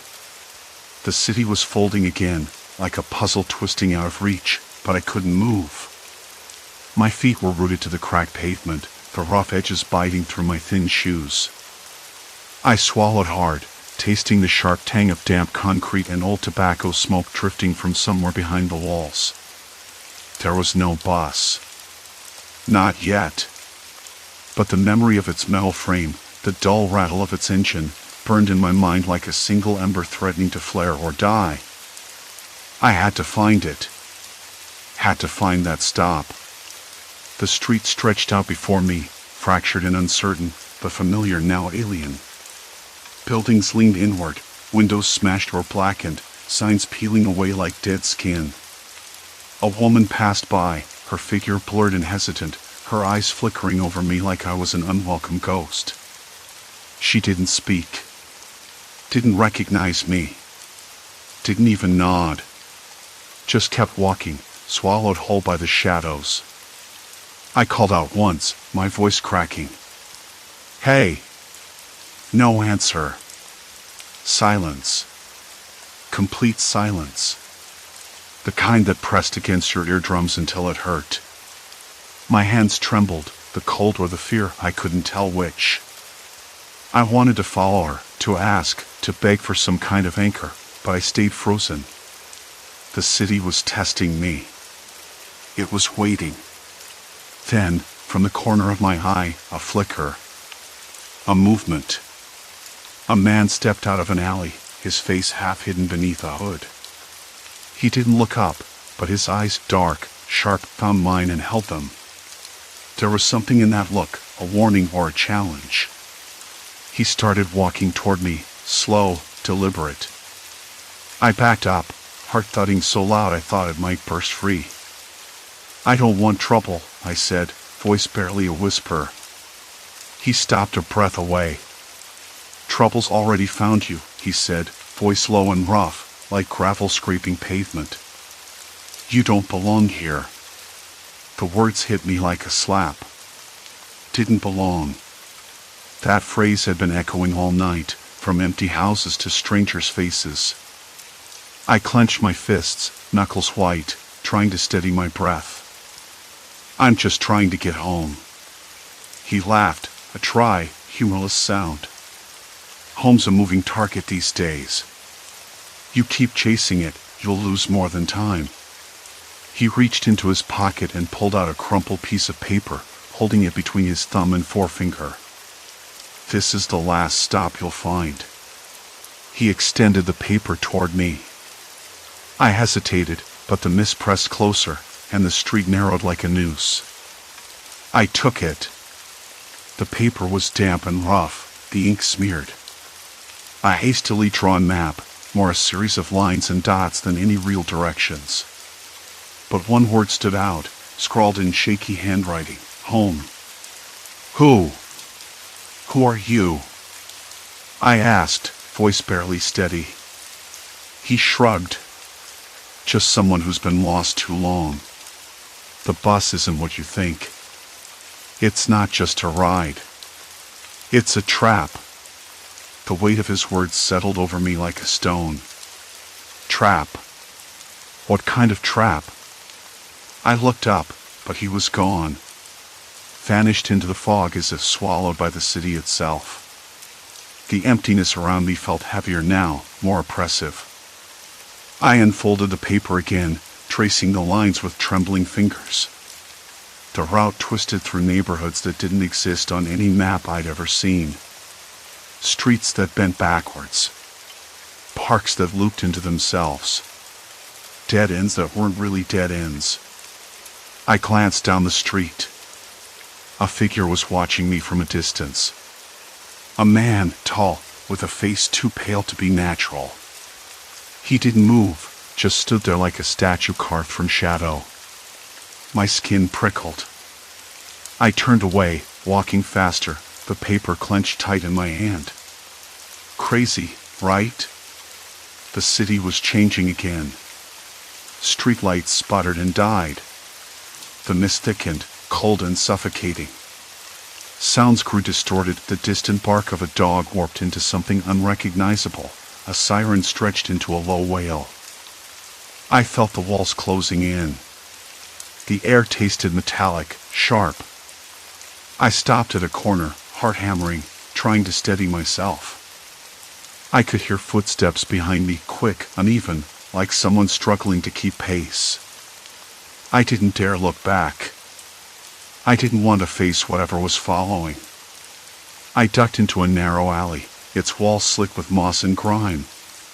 The stench of rot and damp earth filled my nostrils. I pressed against the cold brick, breath shallow and fast.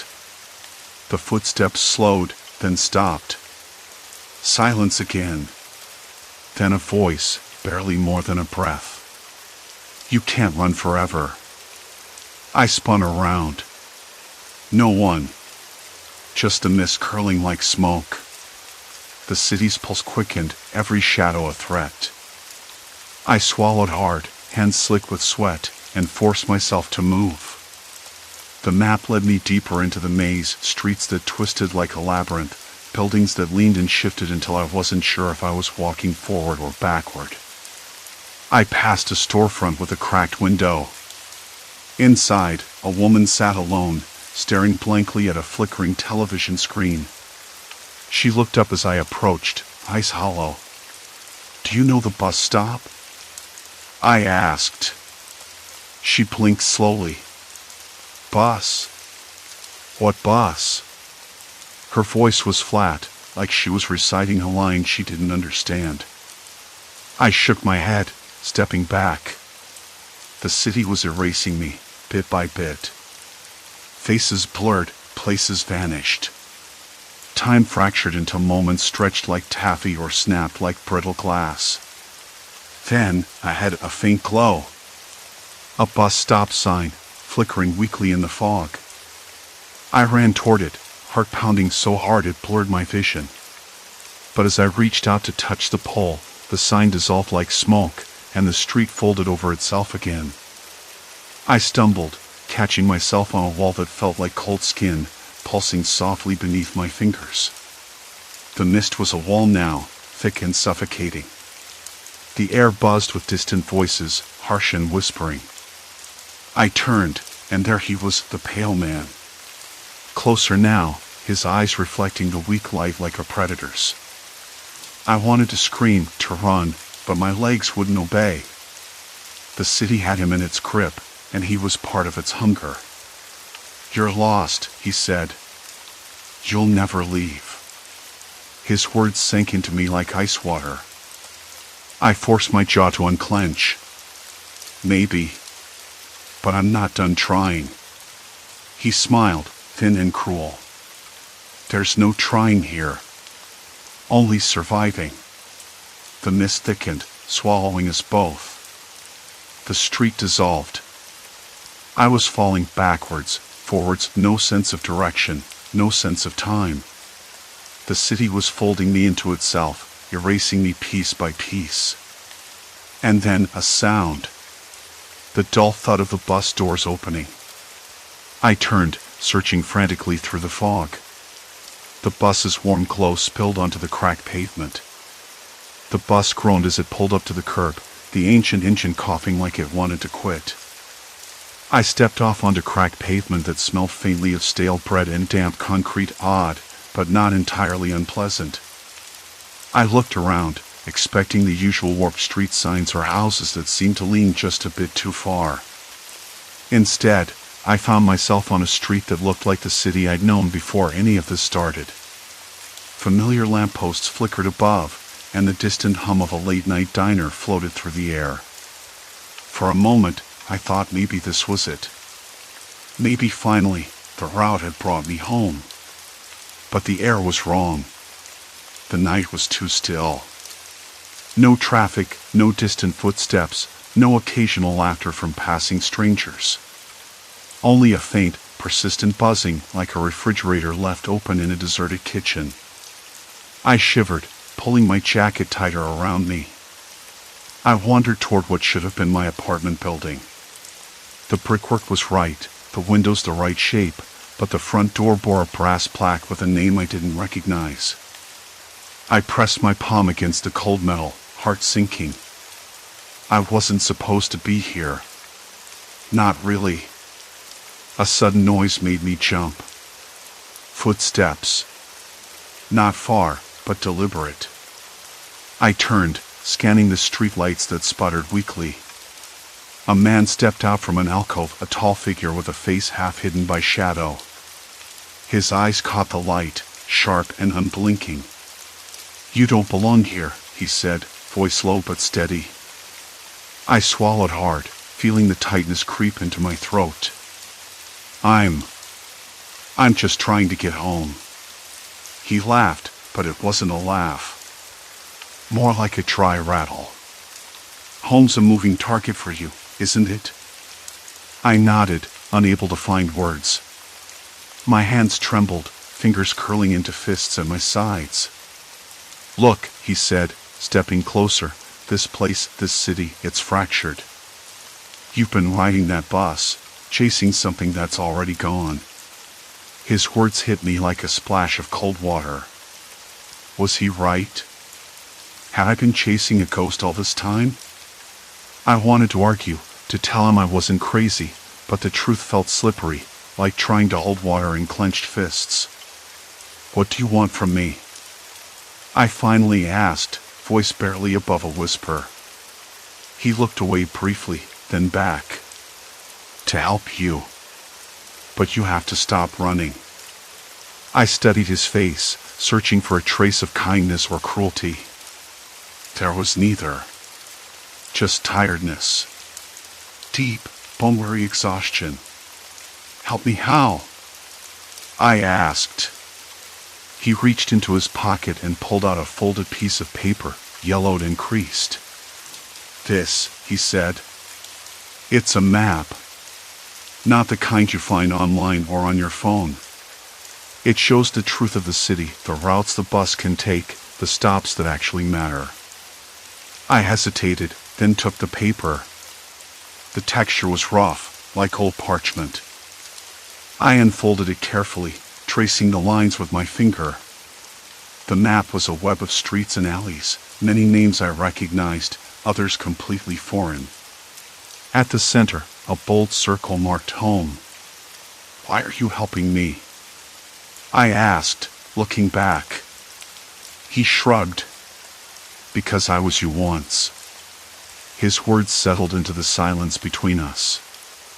I could almost believe it. "Follow the map, don't rely on the bus anymore," he advised. "The bus is a trap. It feeds on uncertainty, on people who don't know where they belong." I folded the map and tucked it into my jacket pocket. "How do I know this isn't another trick?" He smiled faintly, a ghost of warmth. "You don't. But you're out of options." I nodded, feeling a strange mix of relief and dread. For the first time in weeks, maybe months, I had a plan that didn't involve waiting for a driver who might erase me completely. The man stepped back, melting into the shadows. I stood there for a moment, listening to the silence swell around me. Then I turned in the direction the map had indicated. The night was colder now, the air sharper against my skin. I walked, the roughness of the pavement underfoot grounding me. The streetlights flickered overhead, and somewhere a dog barked, brief, distant, oddly comforting. The city was different now, but it was still a city. Still real. My breath came out in clouds. I could taste the metallic tang of fear mixed with something else, hope, maybe. Or stubbornness. I kept moving. Hours passed, or maybe minutes. Time felt strange, disjointed, like a scratched record playing out of order. But the map guided me, each turn bringing me closer to the circle marked home. There were moments when I doubted myself. When the streets warped again, when faces turned away or blinked blankly like mannequins. But I pressed on, gripping the map like a lifeline. At one point, a woman approached me on the sidewalk. Her hair was the color of autumn leaves, eyes sharp and curious. "Lost?" she asked, voice soft but carrying an edge.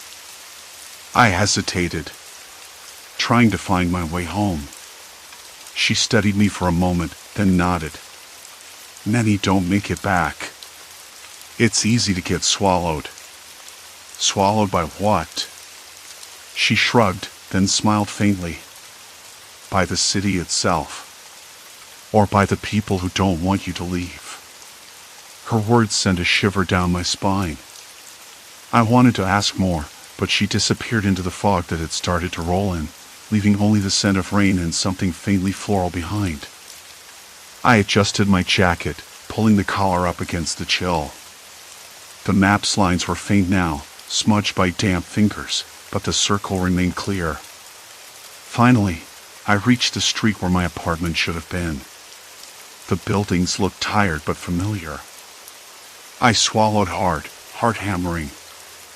I reached out and touched the door handle. It was cold, solid, real. I turned the knob. The door opened. Inside, the apartment smelled like home, warm bread, coffee grounds, and the faint trace of old books. I dropped my bag and sank onto the couch, the weight of exhaustion crashing over me. For the first time in what felt like forever, I let myself breathe. The bus was gone from my mind. The endless, shifting routes, the faces that didn't recognize me, the erasure, it all felt like a nightmare fading with the dawn. I wasn't sure what had happened to me in all those nights lost between realities, or why the city had twisted like it did. Maybe it was all in my head, or maybe the city really was a maze built to trap the lost and uncertain. But I was home now, and that was enough. I closed my eyes and listened to the quiet hum of the city outside, steady, predictable, unyielding. The nightmare was over. Or at least, I'd won this round. Story 4, Wall of Malice, Neighborly Noise Torture. The first time I noticed the tapping, I thought it was just the building settling. My apartment was small but cozy. The peeling paint on the walls had a rough texture to the touch, and the kitchen linoleum had a stubborn stain that no cleaner could quite erase. I liked the way the morning light slanted through the narrow window, casting long, soft shadows across the cracked tiles. It felt like a place I could make my own, a break from the chaos of the city I'd left behind. On that first night, I was lying in bed, the sheets tangled around my legs, trying to read a book under the dim glow of my bedside lamp. The tapping started low, irregular, like someone drumming their fingers on the wall just beyond my headboard. I thought maybe it was a branch brushing against the window, but the sound wasn't outside. It was inside the walls. Soft, deliberate. I closed the book and listened. Tap. Tap. Tap. Then silence. I rolled over and tried to ignore it. It was probably nothing. I wasn't sure why it bothered me so much. Maybe because the tap wasn't steady, not like the steady drip of a leaky faucet or the hum of the heater. It was too erratic, like someone was trying to get my attention but didn't quite know how. Or maybe it was just my imagination. I told myself that over and over. The next evening, the tapping came again. Louder this time. I could swear I heard faint whispering after the taps, like hushed voices just beyond the thin plaster. I strained to catch the words, but it was all muffled, indistinct. My skin prickled. The room smelled stale, like old books and dust, but there was an undercurrent of something else, a faint metallic scent, maybe from the pipes or the heating system. I got up and walked to the wall, pressed my ear against the cool plaster. The whispering stopped as soon as I moved. There was a slow shuffle, footsteps just beyond the wall, but they didn't sound like they were coming from the apartment next door. They were uneven, hesitant, like someone pacing back and forth. I stepped back, a chill running down my spine. "Hello?" I said softly, voice barely above a whisper. No answer. Just silence. I told myself it was probably the neighbors. Maybe a kid playing or someone pacing late at night. But the building was supposed to be quiet after 10. The landlord had warned me about noise complaints when I signed the lease. By the third night, the tapping had become a relentless barrage. It wasn't just tapping anymore. There were other sounds too, whispers that seemed to echo behind the walls, shifting footsteps that moved unpredictably. I lay in bed with my heart pounding, counting the seconds between taps, trying to find a pattern. There was none. I started to dread nighttime.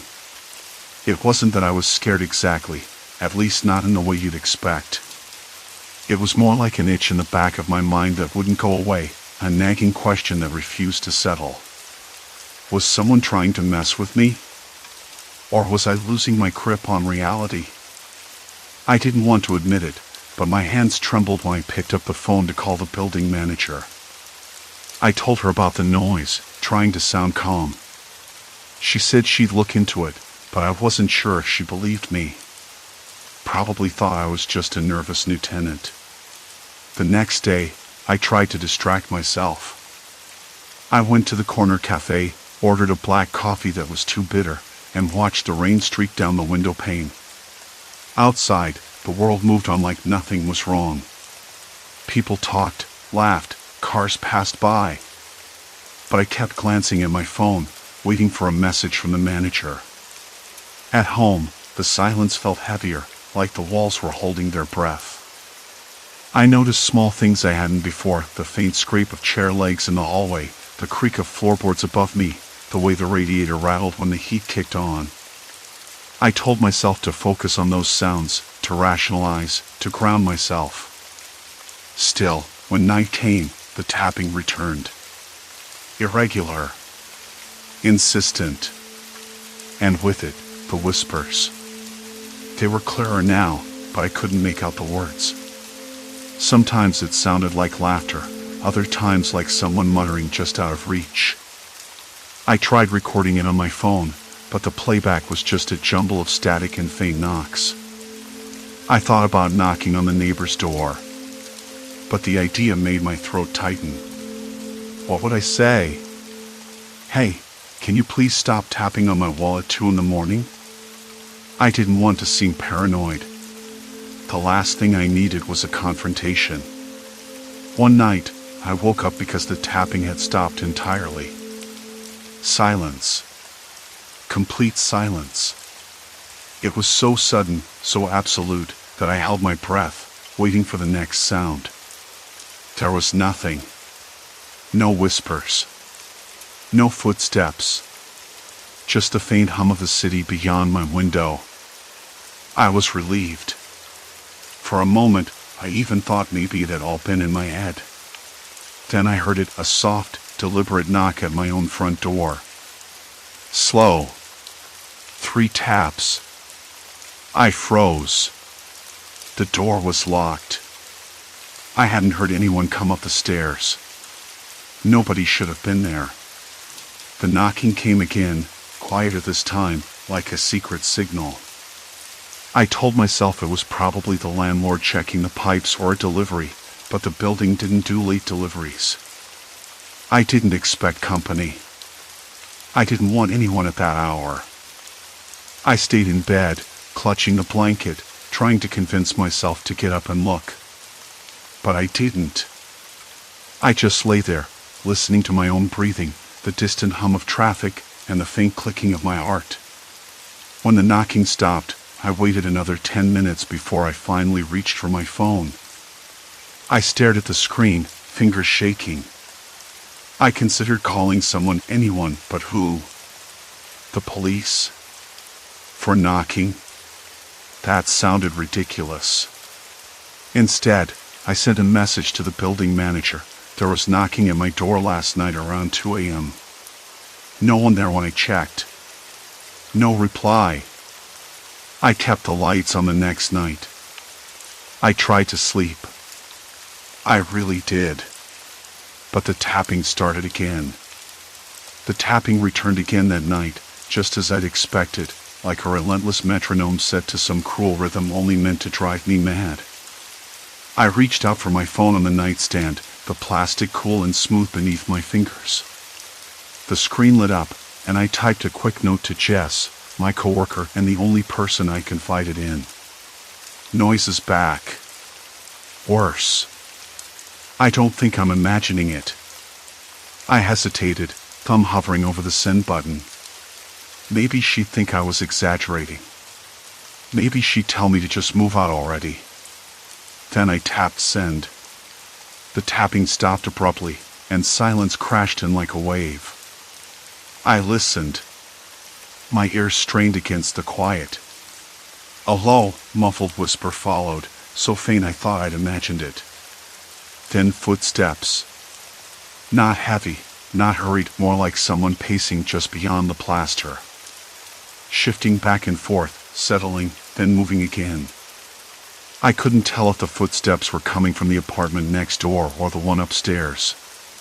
The walls were thin, but the layout confusing. I'd never cared to learn the exact arrangement before. Now I wished I had a blueprint, a map, anything to orient me. I sat up, heart hammering, sweat cooling on my skin. The room was cold, the air tasting stale and faintly of mildew. I checked the door, locked. The windows closed tight. No way in or out except through the hallway. I felt trapped. I tried to breathe slowly, telling myself it was just some cranky neighbors, maybe kids messing around. But I knew better. I'd heard those footsteps before I heard the whispering voices. Sometimes, it was like they were talking about me. I could catch fragments, like he's listening, or not sleeping again. The words weren't clear, but the intent was. I couldn't take it anymore. I grabbed the small flashlight from my desk drawer, its beam weak but enough to scan the walls. I edged toward the door, flashlight in hand, and pressed my ear against it. The hallway was silent. No footsteps. No voices. Nothing. I pressed my hand hard against the cold wood, willing myself to believe it was just my mind playing tricks. But the tapping started again, this time beneath the floor. A steady, deliberate thump. Thump. Thump. Like someone tapping a cane or a stick on the wooden floorboards below my apartment. I pulled back and sank to the floor, the flashlight trembling in my grip. The noise was unmistakable. Someone was trying to get to me. Not just to annoy me. To get to me. The next morning, exhaustion pressed down on me like a weight. I barely remembered the alarm going off. My hand shook as I poured coffee, the bitter taste grounding me just enough to keep moving. I stared out the kitchen window at the cracked pavement, the faded orange cones marking some nearby street work. The air smelled faintly of wet asphalt and gasoline. A dog barked in the distance, sharp and anxious. Work was a blur. I kept glancing at my phone, waiting for Jess's reply. When it came, her words were short. You sure it's not stress? I mean, the noise might be real, but maybe you're overthinking it. Try recording it. I hated that she sounded doubtful. It was easier to hear it all and pretend it didn't matter than to face the truth. Someone was watching, listening, and maybe worse. I told myself I wasn't paranoid. I wasn't imagining things. I just needed proof. That night, I set up my phone recorder on the nightstand, right where the tapping seemed loudest. I lay down, eyes closed, pretending to sleep, fingers clenched around the blanket. Minutes dragged by, and then the tapping began, soft at first, then building in intensity. The whispering voices came next, barely audible but unmistakably there. I caught a phrase clearly this time, He's awake. Again. My breath hitched. The voice was male, low and cruel. My skin prickled. I pictured the neighbor, maybe the one below me, the one who always left his trash by the stairs, or maybe the young couple next door who argued constantly. The footsteps followed, pacing near the wall beside the bed. Then silence. The recorder clicked off when the battery died. I sat up, heart pounding, the room suddenly too cold. I listened to the playback. The sounds were faint, but real. No background music, no radio, just the tapping, the whispering, and the footsteps. I paused the recording, rewound it, leaned closer. The voices had a tone I couldn't place, amused, threatening, both. I felt a sharp rap on the bedroom door. I jolted, dropping the phone. The knock came again, slower this time. I swallowed hard, my throat dry. "Who's there?" I called out, voice shaky. No answer. Just silence. Then the whisper, so close I could almost hear it through the door. "We're watching." My hands trembled. I wanted to scream, to run, to leave, but I was stuck. The walls had ears. The floor had eyes. Or so it felt. The following day, I tried to talk to Mrs. Delaney, the elderly woman who lived 2 doors down. She was watering her plants in the courtyard when I stopped her. "Have you heard anything strange lately?" I asked, trying to keep my voice steady. She looked up, eyes narrowing. "Strange? Well, this building's old. You get noises. Pipes, rats, kids playing. Nothing new. Why? I'm sorry to bother you. It's just...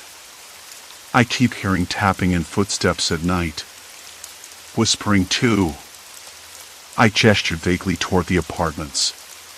She shook her head. "Honey, I've lived here 30 years. Never heard whispers at night. Maybe you should see a doctor." The words stung, not because she doubted me, but because they echoed my own fears. Was I losing it? That evening, I placed a small mirror at an angle near the crack beneath my bedroom door. I wasn't sure why, maybe to catch shadows or reflections. I sat in the dark, flashlight off, phone recording. The tapping started again, this time, a slow, deliberate pattern. Then a scrape, like nails dragging across wood. My breath caught. I glanced at the mirror. A shadow moved just beyond the door's edge. A figure? Impossible to tell, but there it was. I wanted to call out, to confront whoever was there, but my voice caught in my throat. Instead, the door handle jiggled. Frozen, I watched as the handle turned slowly, then stopped. Someone was trying to open the door. I reached for my phone to dial, but it slipped from my clammy hands and fell to the floor, screen cracking. The handle wiggled again. A soft whisper slipped beneath the crack, "You can't hide." The door didn't open. But I knew the threat was real and closer than ever. Silence returned, thick and suffocating. I didn't sleep that night. I didn't sleep the next. And I knew, deep down, this was just the beginning. The silence after the door stopped rattling was worse than the noise itself. I didn't sleep. Not an hour. The clock's red digits blurred after a while, merging into a single pulse that synced with the tapping still humming somewhere beyond the walls. It wasn't random anymore. It had a rhythm, like a code or a message. I tried to make sense of it, but only ended up with a headache and a growing pit of dread. Morning came, gray and uninviting. I lay in bed, eyes wide open, staring at the ceiling's rough plaster. The faint smell of burnt coffee from the apartment below mixed with the lingering stench of damp laundry. I felt drained, like I'd been running a marathon with no finish line. The usual neighborhood sounds, distant sirens, a dog barking somewhere, were subdued, as if the whole building was holding its breath. Maybe it was. I pulled myself up and shuffled to the window. Across the hall, the curtains in the neighboring apartment were drawn tight. No sign of life. That was odd. Usually, I'd see Mrs. Carver watering her spider plant, or hear Mr. Diaz's late-night TV blaring. But today, nothing. Just silence and shadows. I grabbed my jacket, deciding I needed fresh air, a break from this suffocating cage. The hallway was dim, the flickering fluorescent lights overhead casting long, uneven shadows. I kept my hand on the wall, feeling the rough paint chips beneath my fingers, steadying myself. The tapping had stopped for now, but the memory of it clung to my skin like a cold sweat. As I stepped outside, the cold air hit me like a slap. The city smelled like asphalt and exhaust, a sharp contrast to the stale, recycled air inside.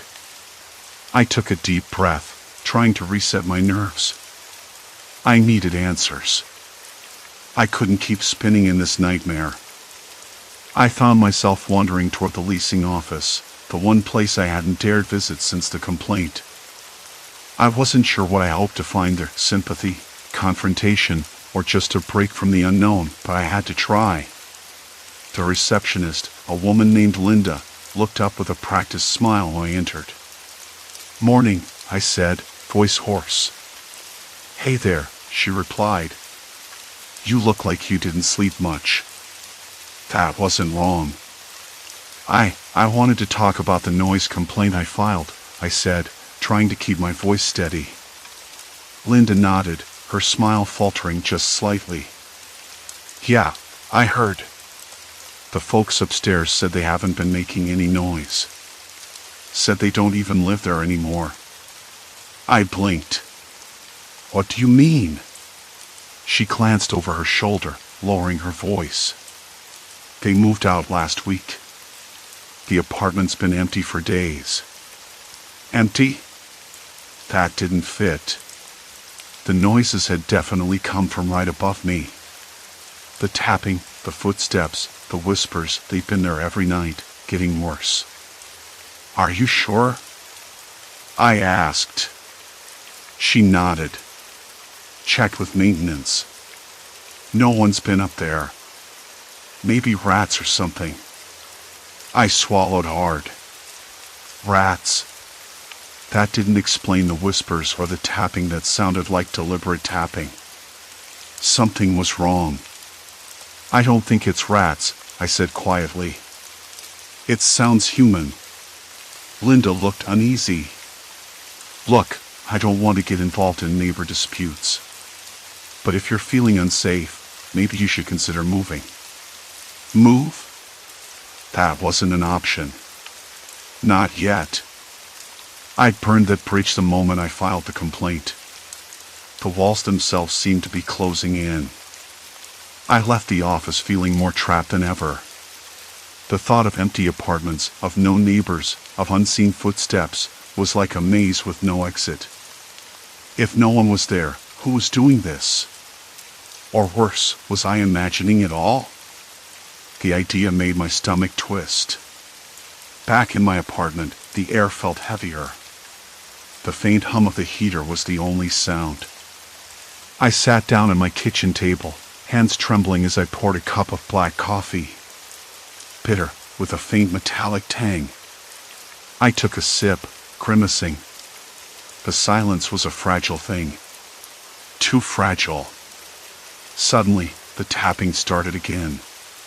Not slow this time, fast, erratic, as if someone was impatient or angry. The whispers followed, unintelligible but urgent. I pressed my ear to the wall, heart hammering, trying to catch a word, a name, a clue. Then a new sound, a low scraping, like fingernails dragged across plaster. It made my skin crawl. I pulled back, nearly spilling the coffee. I had to find out what was happening. If no one lived upstairs, then who? And why me? I dug out my old tape recorder, the one I used for work years ago. It was clunky and outdated, but it worked. I set it on the floor by the bedroom wall and hit record. The tapping started again, slow and deliberate, then faster, then a pause. Then a whisper, clearer this time, "You shouldn't have done that." My breath caught. The voice was female, cold and sharp. I replayed the recording, heart racing. It wasn't a hallucination. Someone was there. Someone watching. Someone angry. I called the police, hands shaking, but they said there was nothing they could do without proof. No signs of forced entry, no disturbances reported, the officer told me over the phone. Maybe it's a prank, or maybe it's just the building settling. Old apartments make noises. That answer felt like a slap. I wasn't crazy, but no one believed me. I was alone in this. That night, I barricaded my door with the heavy dresser from the living room. The tapping started almost immediately. It was louder now, more insistent. The whispers morphed into words I couldn't understand but sounded like threats. Then, footsteps. Heavy, slow, pacing just beyond the door. I pressed my ear to the wood, feeling the vibrations, the threat. I wanted to scream, to call for help, but the sound was swallowed by the walls. Suddenly, a soft knock. 1, 2, 3, then silence. I dared to glance at the peephole. Nothing. Just the dark hallway stretching out. I was trapped. No neighbors to help, no police to believe me, no escape. The walls themselves had turned against me. And then the realization hit, this wasn't random. This was personal. Someone wanted me to know they were there. Watching. Waiting. I sank to the floor, cold sweat soaking my shirt. The noise was relentless. The whispers, the tapping, the footsteps, they weren't going away. I had crossed a line. Whatever this was, there was no turning back. The night stretched on, endless and cruel. And in the darkness, I knew one thing for sure. I was no longer just a tenant in this building. I was a target. And they weren't finished with me yet. The dark was thick, pressing in on me like a living weight. I pressed my forehead against the door, trying to steady the tremor shaking through my hands. The last few hours had been a storm of noise and movement, footsteps pacing slow and deliberate, whispers curling and rising like smoke just beyond the wall. Now, nothing. The kind of nothing that made my skin crawl. My phone lay a foot away, screen cracked and useless since the last time I dropped it in frustration. I wanted to call someone, anyone, but even if I did, who would believe this? The police had shrugged me off after the complaint. The landlord gave me a look that said, just deal with it. My neighbors were ghosts, or worse, something worse. I wasn't sure anymore. A soft shuffle reached my ears. I froze. Not from fear exactly, but from raw, brittle tension. The sound was faint, coming from the wall beside me. It wasn't footsteps or tapping. It was closer to a sliding scrape. Something being moved. Slowly. Deliberately. I dared to inch my head around the corner of the doorframe, heart hammering against my rib cage. The hallway outside was empty, bathed in the weak, flickering glow of the corridor light. Flickering. Like it had a pulse. Like it was breathing. A stale smell, damp plaster, and something metallic hung in the air, cold and heavy with silence. I swallowed hard. The scrape came again, this time louder, closer. From the wall opposite my room. That thin partition between apartments. The one I thought was just drywall. I remembered the landlord's words from earlier that day, dismissive when I asked about the building's age. Old place, he said. Built in the 50s. Walls aren't great at soundproofing, but structurally solid. Solid. Sure. Solid enough to hide this? I crouched lower, hands pressed against the floor. The wood was rough and splintered in places, the varnish worn thin. The scrape turned into a slow, deliberate tapping, uneven, almost mocking. One tap, a pause, 2 taps, then a whisper. A whisper. Closer now. I caught it, a breath against the wall, a hiss of words I couldn't quite make out. My skin prickled. I clenched my fists. Who's there? I whispered, voice cracked and hoarse. No answer. Just that tap again. 1, 2, 3. I forced myself to stand, moving toward the wall. The whispers grew louder, more urgent, but still indecipherable. I pressed my ear against the plaster, cold and rough against my skin. The air smelled faintly of mildew and something else, something acrid, like burnt rubber. I tried to make sense of the words, but my mind kept tearing itself apart, running wild with every possible nightmare. Was this some sick game? A neighbor pushing their limits? Or something worse? Look, I'm serious. Stop this. My voice was steadier than I expected, but still carried that brittle edge, like glass ready to shatter. No response. Just more tapping. Faster now. Irregular, chaotic. I stepped back, heart racing. The door behind me creaked, slow and deliberate. Not from the wind. Someone was moving there too. I spun around, eyes searching the dark hallway. Nothing. Just a shadow stretching out from the stairwell, flickering with the weak light. I swallowed a dry lump. My throat ached. The weight of the night was crushing. I was trapped in a building that wanted me to break. The tapping shifted, now coming from the floor beneath me, a staccato rhythm that echoed through the soles of my feet. I looked down. Nothing. But the sound was unmistakable. Footsteps. Not mine. The walls felt like they were closing in. I needed air. I needed out. I moved toward the door again, hand trembling as I reached for the knob. The moment I touched it, the tapping stopped. Silence. And then a voice. Clear this time. Low, chilling, right behind the door. You shouldn't have called. My breath caught. I wanted to run, to scream, but my body refused. The voice wasn't just a threat. It was a promise. A warning. And I knew, deep down, that this night was far from over. I pulled back from the door, heart pounding so hard I was sure anyone nearby could hear it. The whisper returned, weaving through the silence like a spider's thread. Next time, we'll come inside. The hallway light flickered again, plunging everything into darkness for a split second before sputtering back to life. And in that brief darkness, I saw it out of the corner of my eye, a shadow slipping away just beyond the stairs. I wasn't alone. Not by a long shot. The walls had ears. The hallways had eyes. And whatever was out there, it was awake. Watching. Waiting for me to break.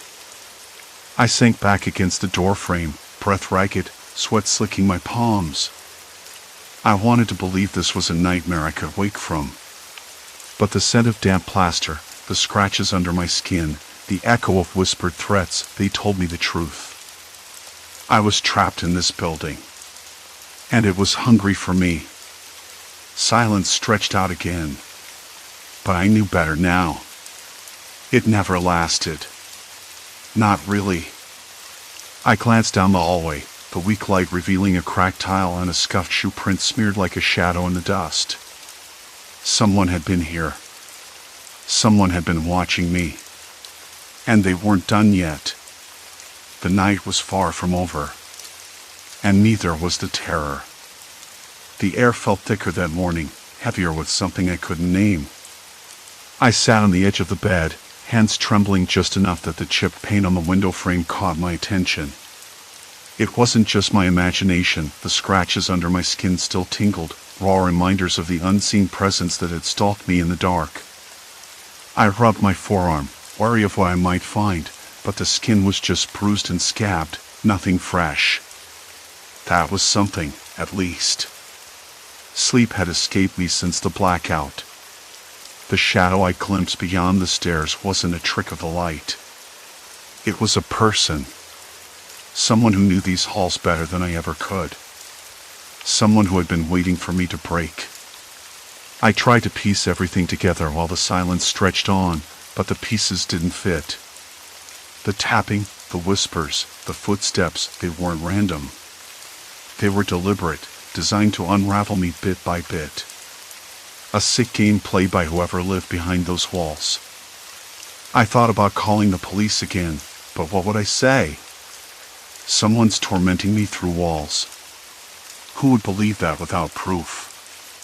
And even if they did, what could they do? The last complaint had only enraged whoever was behind this, making the nights unbearable. Instead, I forced myself out of bed, the floor cold beneath my feet. I needed air. I needed to see the world beyond my apartment, even if it was just a cracked sidewalk and the muted hum of early morning traffic. I pulled on a sweater, the fabric rough against my skin, and stepped outside. The hallway smelled like damp plaster and old wood, but outside, the sharp scent of rain lingered in the air. A distant dog barked, breaking the silence. I breathed it in deeply, as if the smell itself could wash away the weight settling in my chest. Downstairs, the lobby was empty, save for a janitor who gave me a quick nod and went back to his mop. I hesitated, then asked quietly, "Have you noticed anything strange around here?" "At night?" He paused, eyes narrowing slightly. "You mean the noises?" "Yeah. A few folks complain now and then. But it's an old building, pipes, rats, and all that. Nothing to lose sleep over." I almost laughed. "It's more than that." He shrugged, mopping slower. "Maybe." Then he glanced at the clock. "Look, if it's bothering you that much, maybe try talking to the neighbors. Sometimes folks don't realize how loud they get." Talking helped. The words felt hollow even as I said them. He shook his head. "Might. Might not." "Then, good luck." Back in my apartment, I closed the door and leaned against it, the coldwood steadying me. Talking was probably the only option left. But the idea of confronting whoever was playing these mind games was terrifying. What if they were watching? Waiting for me to make a move? I paced the room, with its faint smell of dust and decay, the worn carpet muffling my footsteps, and glanced at the walls. Every shadow seemed to twitch, every whisper waiting to erupt. I hated that I had to face them, whoever they were. But hiding wasn't working. By afternoon, I had rehearsed how I'd approach my neighbors. Calm. Reasonable. No accusations. Just a request for peace. I tried to imagine their faces. The young couple across the hall, always arguing quietly. The old man downstairs who tended his plants obsessively. The woman who moved in last month but never said hello. I knocked on the door across from mine, heart hammering. No answer. Then the door to the young couple's apartment. No answer there either. I felt a flicker of frustration. Were they all in on this? Or simply indifferent? The following evening, I left a polite note slipped under each door. Something like, "I've been hearing noises at night that make it hard to sleep. If anyone is experiencing the same, maybe we can figure this out together. I wasn't sure if it was a good idea or just inviting more trouble. That night, for the first time in days, the tapping came later. Softer. Almost hesitant. The whispers were quieter, more distant. The footsteps shifted, but they didn't circle my room like before. I lay still, listening, trying to read the rhythm. Was it a message? A warning? Or just someone toying with me? Hours passed. The silence grew denser. I didn't sleep, but I stopped fighting the sounds. I let them wash over me, like waves I couldn't stop but could learn to ride. Days went by. The noises didn't disappear entirely, but they changed. Less frequent. Less targeted. The tension in my muscles eased, the tight knot in my stomach loosening just a bit. One evening, as I stood by the window, I saw the old man from downstairs coming out of the building. He paused, looking up at my window, then nodded slowly. I nodded back, unsure what else to do. A few nights later, I heard a faint rap on my door. I opened it to find the woman who had moved in recently, holding a small container of cookies. I heard about the noises, she said, voice low. I just wanted to say I'm sorry. We've had some folks staying over, late at night. I didn't realize it was bothering everyone. Her eyes were sincere, and for the first time, something inside me softened. I invited her in. We talked quietly, and she promised to keep the noise down. The days that followed were quieter. The tapping still came, but it was softer, more like the creaking of an old building settling at night. The whispers faded entirely. I wasn't sure if the others had stopped too, or if I had simply learned to tune them out. Maybe the torment wasn't in the sounds themselves, but in how they clawed at my mind, pulling me into a spiral of doubt and fear. Late one night, I sat by the window with a cup of tea, feeling the cool glass against my palm. The building sighed around me, familiar and less threatening. I realized I'd changed. I was more cautious, more aware, but also more resilient. I wasn't broken. Not yet. The echoes lingered, reminders of the nights I'd survived. The scratches, the shadows, the whispered threats, they were a part of me now. A scar beneath the skin, invisible but real. And maybe that was enough. I closed the curtain gently and turned off the light. Silence. Complete silence. For now. Story 5, Lost in the Shifting Woods, Distorted Reality in the Forest. The morning air was crisp, carrying a faint scent of pine and damp earth that settled deep into my lungs. I should have felt that peace. Instead, a knot of unease tightened in my stomach. I'd been out here for 3 days now, alone in the middle of nowhere, or so I thought. The campsite was tucked away in a clearing surrounded by towering firs and maples, some leaning precariously as if weighed down by their own age. I'd picked the spot carefully, away from any trails marked on the map, and tried to leave as little trace as possible. No other campers for miles, or so I told myself. The silence was absolute, with only the occasional snap of a twig or rustle of leaves breaking through. I'd come out to clear my head, to shake off the restless grind of my life back in the city. My job was the usual kind of stress, deadlines, meetings, the endless ping of emails. Sometimes the quiet felt like it might swallow me whole, but out here, I thought, maybe I could breathe again. The first night, I'd slept soundly. The usual pre-trip jitters gave way to a deep, almost heavy fatigue. When I'd woken, the forest looked the same as I'd left it, and I'd packed up, ready to hike back the way I came.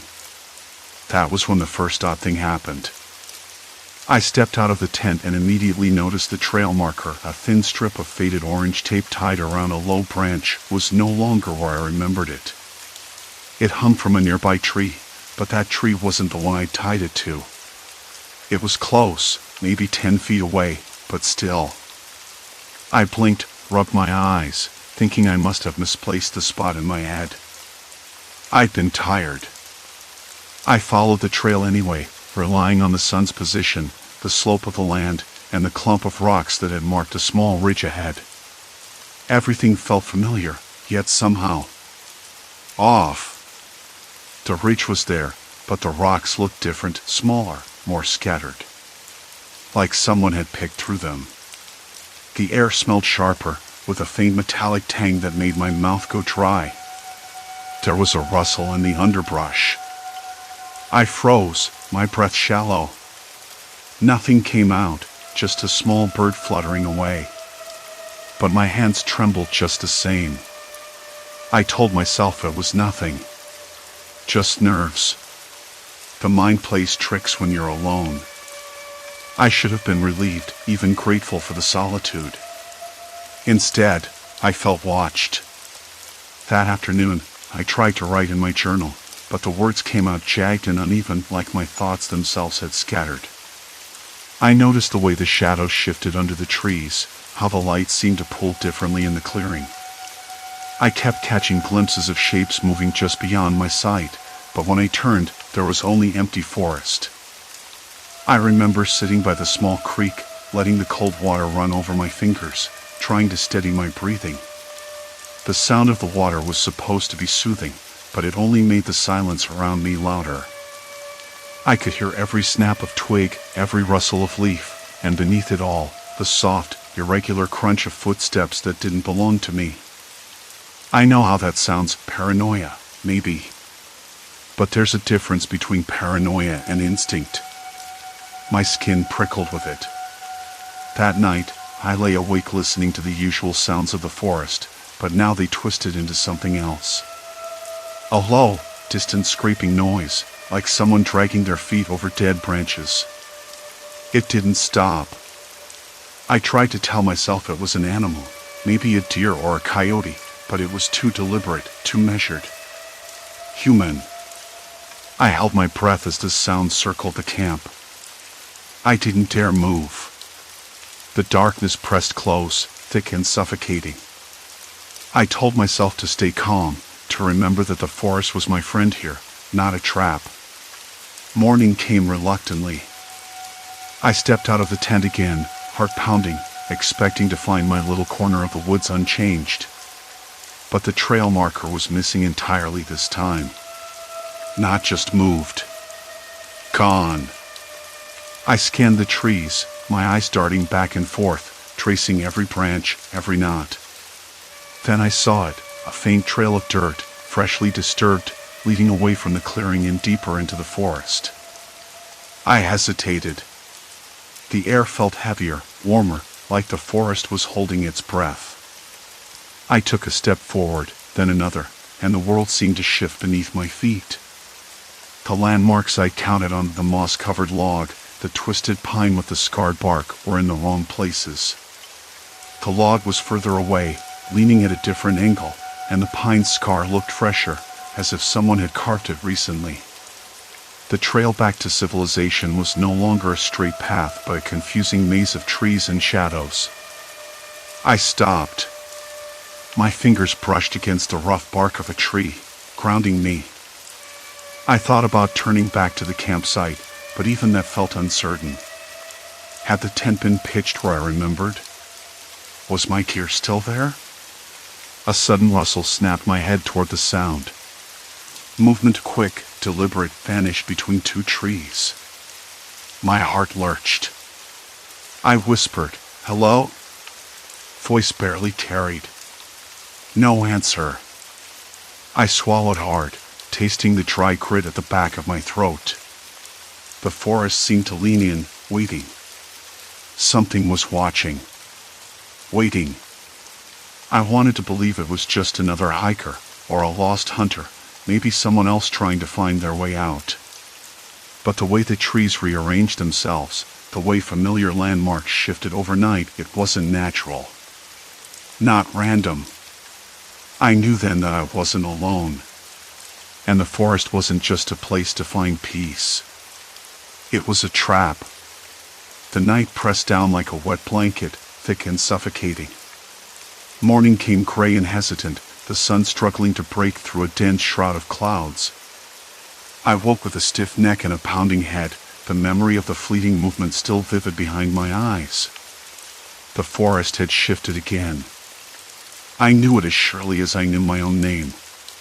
The tree I'd leaned on last night was no longer where I'd left it. The path, or what I thought was the path, had morphed into something unfamiliar. I squinted eastward, tracing the line where the sun should have been. Instead of the narrow trail I'd followed, there was a tangle of underbrush and fallen branches.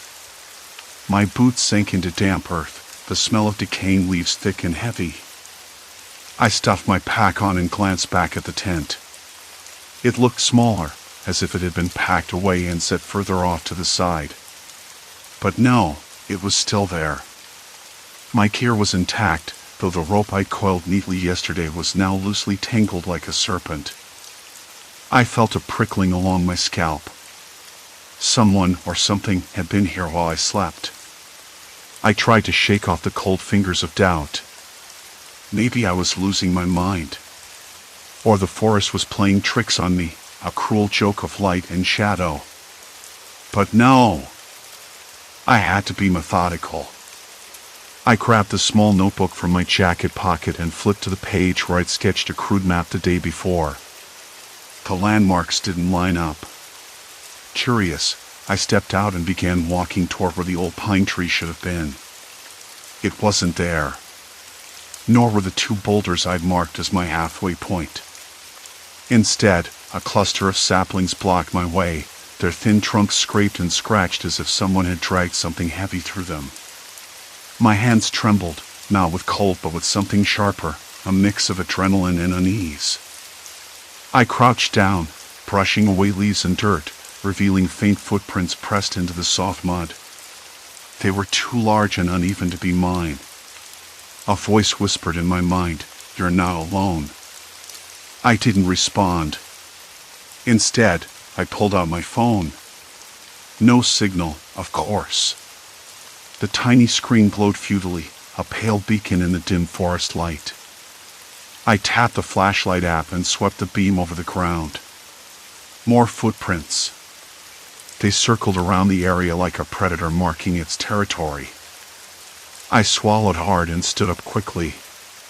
The forest suddenly felt colder, the wind picking up with an eerie whistle that threaded through the branches. I pressed my back against a nearby tree, heart hammering loud enough to drown out the birdsong. The scent of damp earth was now tinged with something metallic, faint but unmistakable. Blood. Not fresh, but recent. I followed the trail cautiously, every snap of twig and rustle of leaf making my skin crawl. The footprints led toward a narrow ravine, a spot I hadn't noticed before. The sides were steep and slick, coated in moss and fallen pine needles. At the bottom, the forest floor was strangely bare. I crouched at the edge and peered down. There, tangled in the roots of a fallen tree, was a torn piece of fabric, my jacket. The sleeve, ripped and dirt-streaked. My mouth went dry. How had I lost that? I never left my camp without it. The thought sprawled across my mind like a cracked mirror. Maybe the forest wasn't rearranging itself at all. Maybe I was being led deeper into it, step by step. I pulled out my water bottle and took a long, slow sip, trying to steady my nerves. The cold liquid helped, but not enough. The air tasted thick, metallic with the faintest hint of rust. I blinked hard, forcing myself to focus. Then I heard it, a faint, deliberate tapping. Rhythmic and slow, like someone knocking on hollow wood. I froze. The sound came from across the ravine, somewhere behind a curtain of dense ferns. I strained my ears, heart thudding unevenly. The tapping stopped. Silence. Complete silence. I debated my next move. The rational part of me screamed to pack up and leave, to backtrack until I found a road or a phone signal, anything. But the other part, the stubborn, foolish part wanted answers. Who was out here? And why had they taken my jacket? I circled the ravine's edge, careful not to slip. The ground was uneven and wet, roots twisting like veins beneath the soil. As I moved, the shadows shifted. A flash of movement caught my eye, a figure, crouched low behind a tree just beyond the ferns. I blinked. Gone. Hello? My voice cracked, brittle and uncertain. I'm just trying to get out. No response. I took a cautious step forward, then another. The forest seemed to lean in, the canopy thickening overhead until the light dimmed to twilight even though it was mid-morning. Suddenly, a faint laugh drifted to me. Dry and breathless, like wind rattling dead leaves. It sent a shiver down my spine. Who's there? I demanded, louder this time. No answer, only the sounds of the forest, birds calling, a distant rustle, the whispering breeze. I wanted to believe it was a prank. Maybe some local camper playing games with a lost city slicker. But something about the laugh wasn't right. It was cold, detached, without humor. I pulled my jacket tighter around me, the chill crawling up my neck. The footprints led away from the ravine now, back toward where I'd come from or where I thought I'd come from. I glanced back toward the tent. It looked impossibly far. The forest was no longer a place to find peace. It was a maze, a trap, and someone was moving inside it with terrible patience. I gathered my courage, pulling the notebook from my pocket again. I marked the ravine, the torn sleeve, the footprints. If I was going to survive this, I'd need more than gut instinct. I'd need a plan. But already, the forest was rearranging itself once more. And I wasn't sure if the path I'd take tomorrow would even lead to the place I started. I swallowed hard, the bitter taste of fear sharp on my tongue as I faced the gathering storm around me. The woods were watching. And waiting. The night pressed in hard. I rubbed my eyes, trying to blink away the fog of exhaustion and confusion. The ravine where I'd seen the footprints, the torn sleeve, wasn't where I thought it was. It had moved. I could swear the gnarled oak I'd used as a landmark was now closer to the ridge than before, and the fallen log I crossed yesterday was missing entirely. I swallowed hard, tasting the sharp bitterness of panic mingled with cold air. My breath came out in short bursts, visible in the moonlight. I scanned the shadows, trying to catch a glimpse of anything out of place, maybe a glint of reflective eyes, a flicker of movement, but the forest was silent. Complete silence, except for the faint rustling of dry leaves in a light breeze. I forced myself to breathe slower. I had to figure this out. I pulled out the notebook again, the pages already damp with sweat and condensation. I flipped back to the sketches I'd made of the path, the ravine, the footprints. Nothing matched what I was seeing now. The forest had shifted overnight. No, that wasn't right.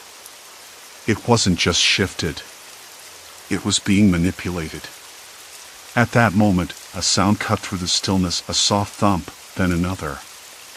Like footsteps, but heavier, deliberate. Not far, but not close either. My head snapped toward the noise, heart pounding so hard I thought it might burst out of my chest. Hello? I called out, voice rough, cracking as it echoed into the darkness. No answer. Just that steady, slow rhythm of footsteps moving parallel to me, just beyond the edge of the clearing. I swallowed again. The cold was biting into my skin now, but I didn't move. The footsteps stopped abruptly. A pause. Then a single, low laugh, dry, humorless, and cold as ice, broke the silence. It was the same laugh from before. The one that made my skin crawl. My hands trembled, clutching the notebook tighter. Who's there? I demanded, trying to sound braver than I felt. No reply. just the rustle of leaves and the distant hoot of an owl. I took a cautious step back toward the tent, eyes scanning every shadow. The trees seemed taller, their branches twisting in unnatural arcs. The ground beneath my feet felt uneven, as if the earth itself were shifting. I thought about the footprints again, the torn sleeve. Whoever was out here wasn't just playing games.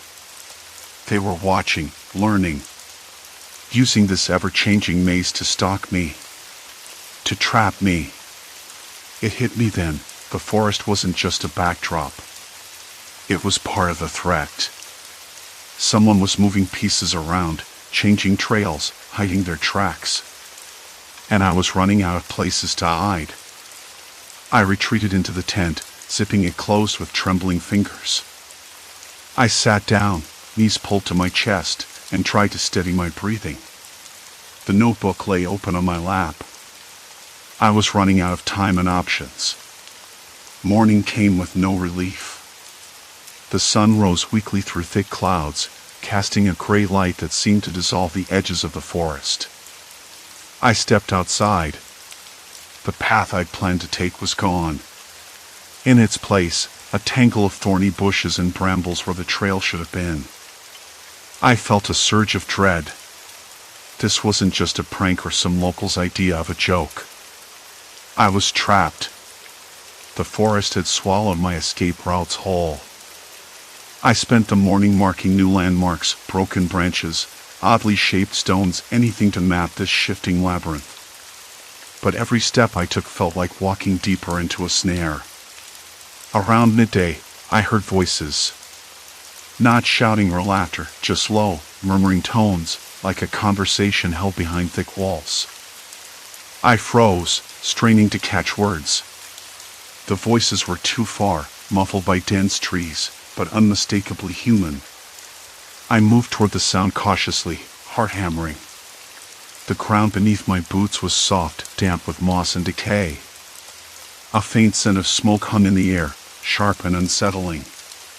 Someone had been here recently. Maybe just hours ago. Peeking through the underbrush, I spotted a narrow dirt path I hadn't seen before. It vanished into a copse of trees. The voices came from that direction. I debated following it. Curiosity warred with fear. I wanted to know who was out here, why the forest was turning against me. But every instinct screamed to turn back. Then I heard it, a whisper right behind me. So close I could almost feel the breath. I spun around, heart in my throat. Nothing. Just the rustling leaves and the oppressive silence pressing in from all sides.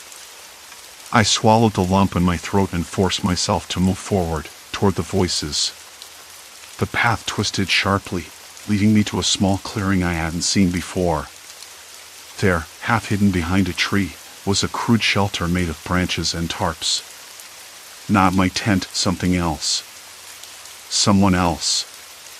A figure stepped out. Tall, lean, with a face obscured by shadow. They watched me with cold, unreadable eyes. You shouldn't be here. The voice was calm but carried an edge that made my skin tighten. Neither should you, I replied, trying to keep my voice steady. They smiled, but it didn't reach their eyes. This forest is ours. We don't like visitors. I noticed in the small radio at their side, the tangled wire disappearing into the brush. Someone else was out here. Someone who knew exactly what they were doing. Why are you doing this? I asked, voice barely above a whisper. They shrugged. Control. Power. It's not personal. Just business. The words sank in like cold water. This wasn't random. It was deliberate. A calculated trap. I glanced back the way I'd come. The path had vanished completely, swallowed by new growth and fallen branches. The forest was closing in. There was no turning back. The figure took a step forward. You'll learn to play by our rules, they said softly. I swallowed hard, the bitter taste of fear sharp on my tongue. I was caught in something far bigger than I'd imagined. The forest wasn't just a maze. It was a hunting ground. And I was the prey. I looked around, searching for any possible escape. But the trees pressed close, the shadows deepening. The sun was sinking behind the hills, and the cold was creeping back in. I had no choice now but to keep moving forward into the heart of the maze, into the unknown. The forest was watching, waiting. And this time, I was certain I couldn't outrun it. The forest didn't wait for me. I stood exactly where I'd stopped, the path behind me erased as if it had never existed. The branches reached out like skeletal fingers, snagging at my jacket. I tried to swallow, even though my mouth had gone dry. The bitter taste lingered like metal or old pennies. Ahead, the trees thinned just enough for me to see the faint outline of a ridge. The sun was almost gone, bleeding red and gold into the horizon. Somewhere beyond, civilization waited, or so I hoped. But the forest was laughing at that hope. Play by our rules, the voice had said. I didn't know whose rules, or how many players there were. I didn't even know what game I was in anymore. I forced myself forward, stepping over a tangled root slick with moss. The ground was soft, damp, the smell of decayed leaves sharp in my nostrils. My ears stretched for any sound, twigs snapping beyond reach, the rustle of a small animal, the faint scrape of something larger. But all I heard was my own breathing, ragged and uneven. Minutes passed. Maybe an hour. Time had warped somehow. The forest felt alive, but not with nature. It was a trap. A well-laid snare. I imagined eyes watching me, calculating every step, every hesitation. I tried to steady my thoughts. Look for landmarks. Anything familiar. But the trees shifted again, the way they did each morning, rearranging without explanation. That gnarled oak I remembered from yesterday was nowhere in sight. Instead, a dense thicket of brambles blocked what should have been a clear path. I stopped. My hands trembled as I brushed wet leaves from my face. The cold was settling deep into my bones. A sudden noise. Branches snapping, but not from me. Something moving. Close. I froze, heart pounding so loud I was sure it would give me away. Then, a voice. Low and rough. Don't make this harder than it needs to be. I spun around, searching for the source. No one. Just the trees, dark and silent. Who's there? I called out, voice cracking. Silence. Then, a laugh. Dry, humorless. I'm right here, the voice said, closer now, almost behind me. I whipped around again, but the forest was just trees. No figure. No shadow. Show yourself. I demanded, voice steadier than I felt. Nothing but the night. I cursed under my breath. This wasn't a game of hide and seek. It was psychological warfare. I was being hunted by someone who knew this forest better than I did, someone who could disappear into the dark like a ghost. I took a step back, then another, eyes darting. The ground beneath me shifted subtly, an unevenness I hadn't noticed before. The forest was changing again. Or maybe I was losing my mind. I tried to remember everything I'd learned so far. The shifted landmarks, the disappearing paths, the smell of smoke that sometimes drifted in from nowhere. The feeling of being watched, always. Then it hit me, something I'd overlooked. The figure's words, it's not personal. Just business. Business meant planning. Preparation. Control. Whoever was doing this had mapped the forest like a chessboard, moving pieces without mercy. I needed to think like them. I crouched down, feeling the cold, damp earth beneath my palms. My fingers traced the ground, searching. A footprint. Faint, but there. A boot tread pressed into the soft soil, pointing deeper into the forest. I hesitated. Follow or stay put? Follow, I whispered to myself. You have to. I moved forward cautiously, senses sharp as shattered glass. Every sound was amplified, the crunch of dry leaves underfoot, the hiss of a breeze weaving through branches, the distant call of a night bird. Then the voice again, barely more than a breath. Keep moving. You don't want to stay. I stopped dead. The voice was close now, unmistakably real. Somewhere ahead, just beyond sight. Why are you doing this? I asked, voice trembling. No answer. Just the forest's cold embrace.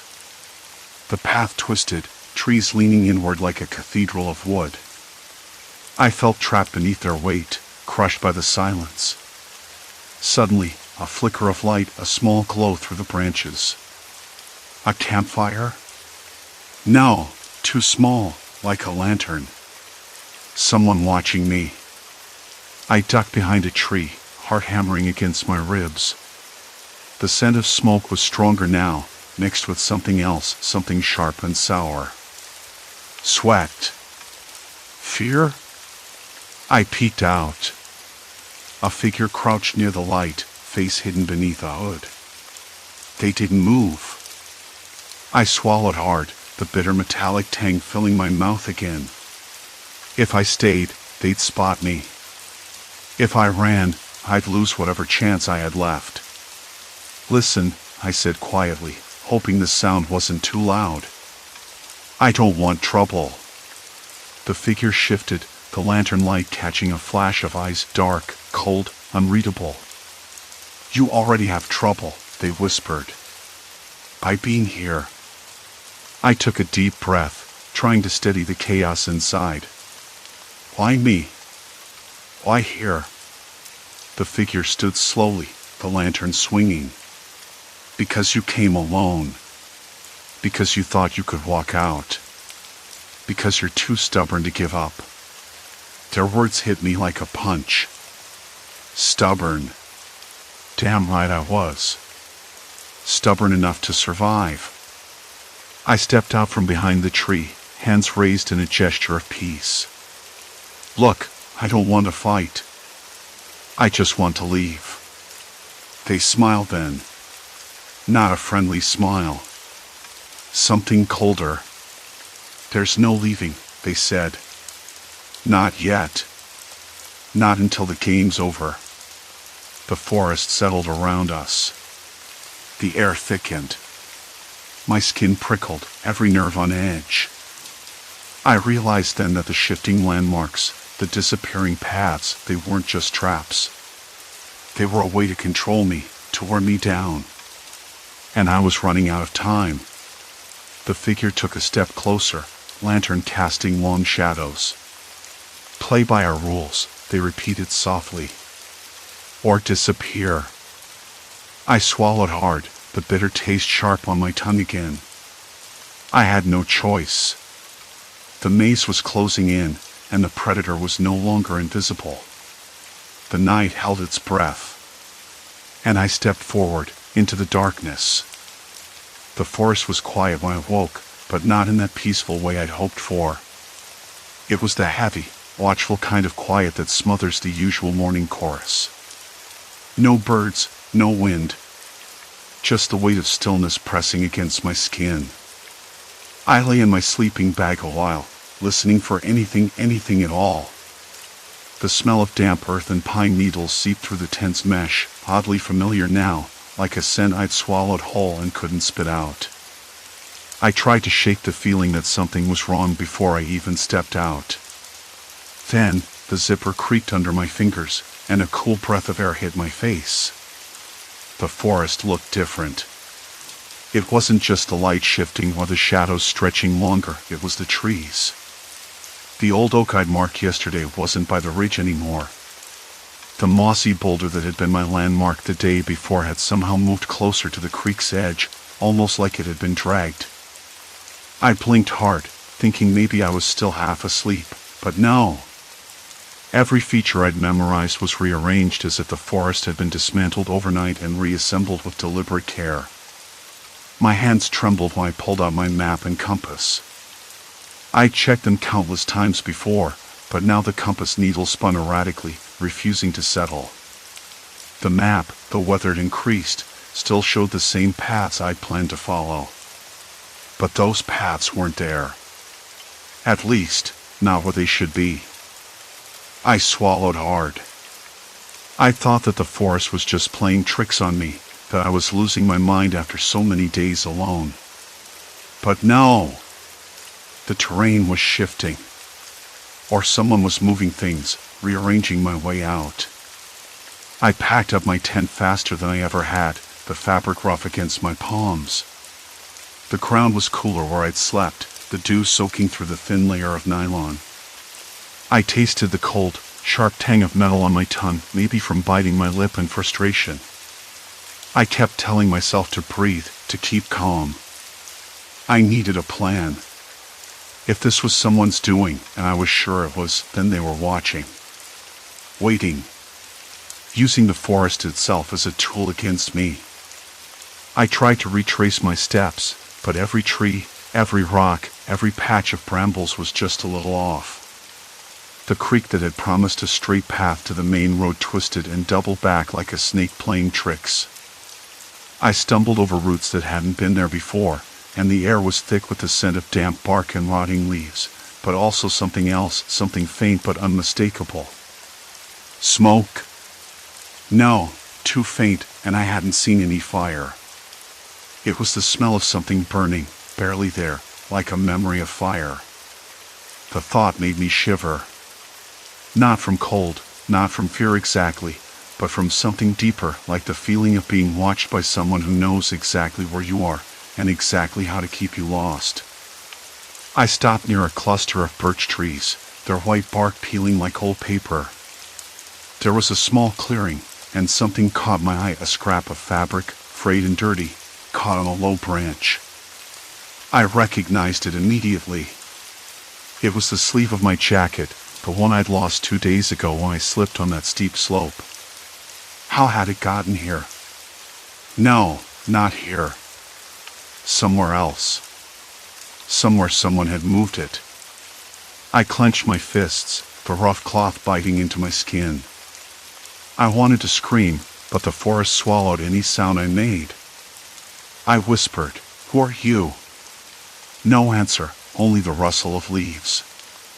I took a deep breath, trying to steady my racing heart. I thought that if I stayed calm and followed the creek, I'd find the way back. Now I wasn't sure if the creek was even real or just a trick, a lure. But I had no choice. I had to try.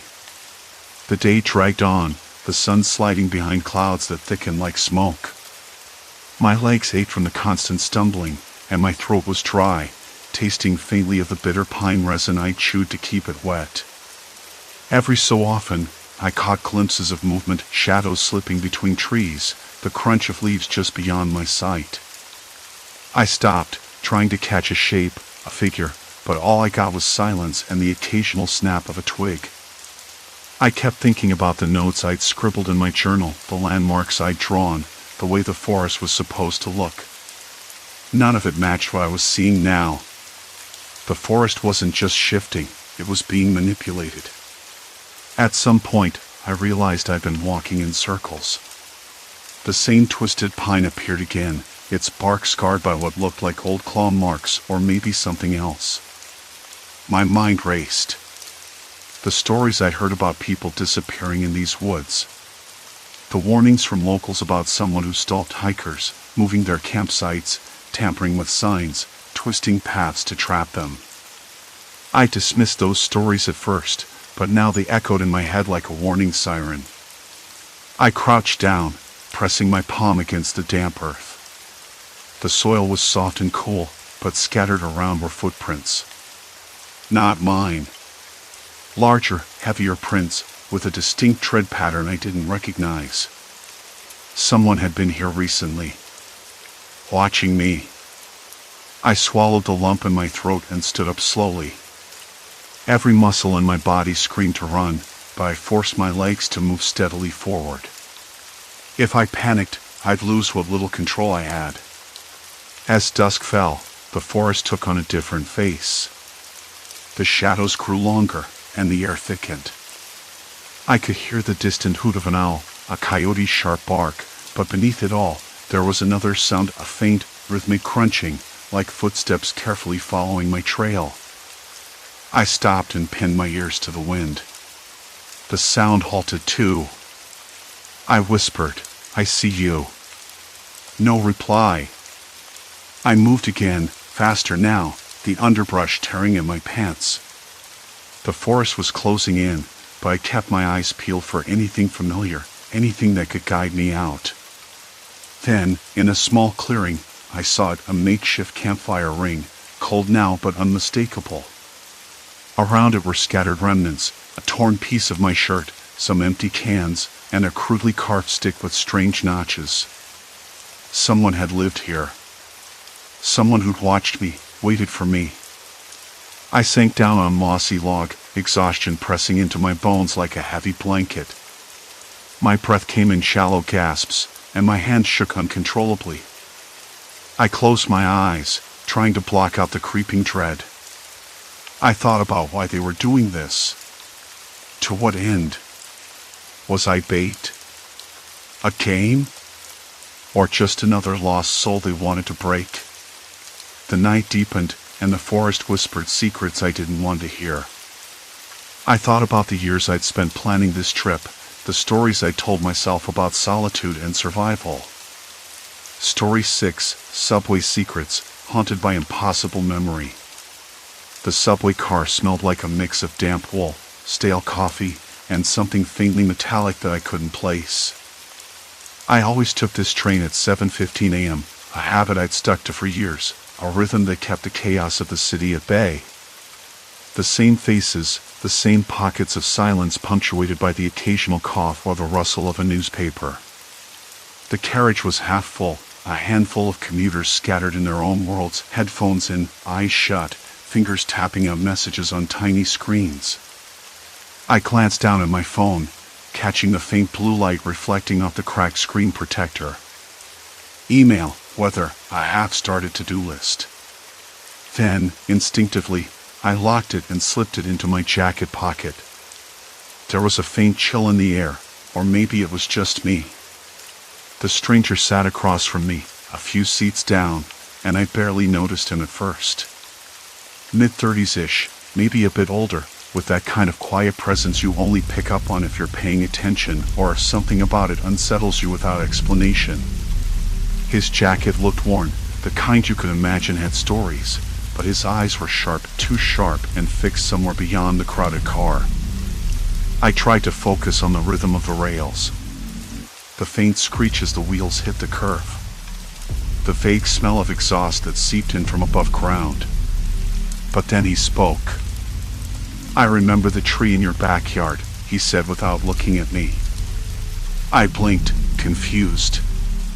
The voice was low, almost conversational, but there was an edge to it, like a thread pulled tight beneath calm words. I turned my head slowly.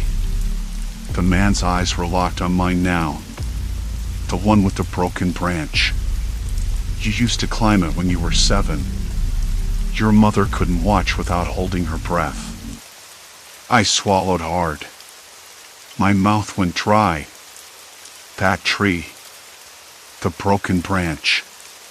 No one talked about that anymore. Not since I was a kid. Not since my mother stopped mentioning it after we moved away.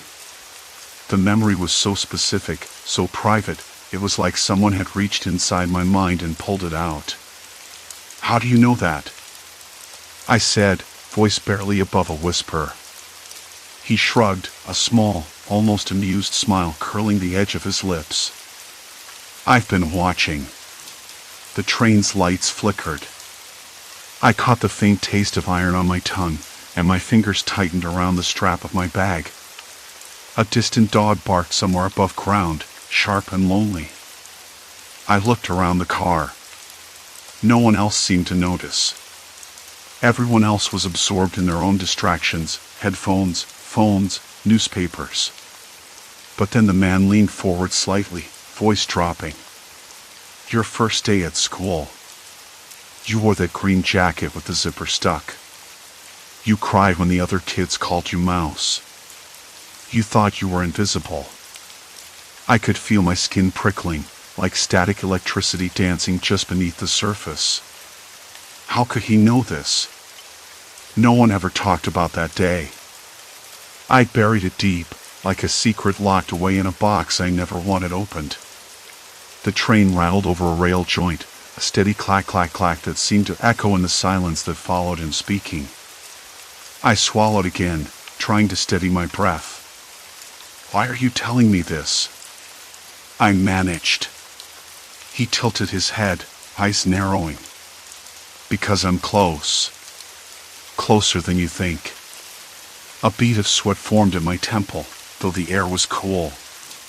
My heart ticked faster, thudding in a way I hadn't noticed all morning. I wanted to stand up, to move, to escape, but my legs felt heavy, stuck to the seat like I was glued. The stranger reached into his pocket and pulled out a small, black device, no bigger than a matchbox, and tapped it once. The screen on my phone suddenly lit up in my jacket pocket, an unexpected glow that shouldn't have been there. I yanked the phone out, blinking against the sudden brightness. The screen showed a photo. Not a selfie, not a snapshot from today, but a faded picture of me as a child, no more than 7, climbing that very tree he'd mentioned. The broken branch jutted out jaggedly above me, and my face was half hidden in shadow, eyes wide with a mixture of fear and determination. I stared, unable to speak. The image felt like a breach, a violation. The subway car's usual ambient noise retreated into nothingness, as if the world had shrunk to the space between us. "You're watching me," I said finally, voice rough, through every screen I own. He nodded slowly, almost approvingly. Every screen, every device. Cameras, microphones. You left traces. You think your life is private, but it's an open book. I reached for my phone again, fingers trembling. The screen flickered, then switched to the home page. No messages, no notifications, just the usual clutter of apps.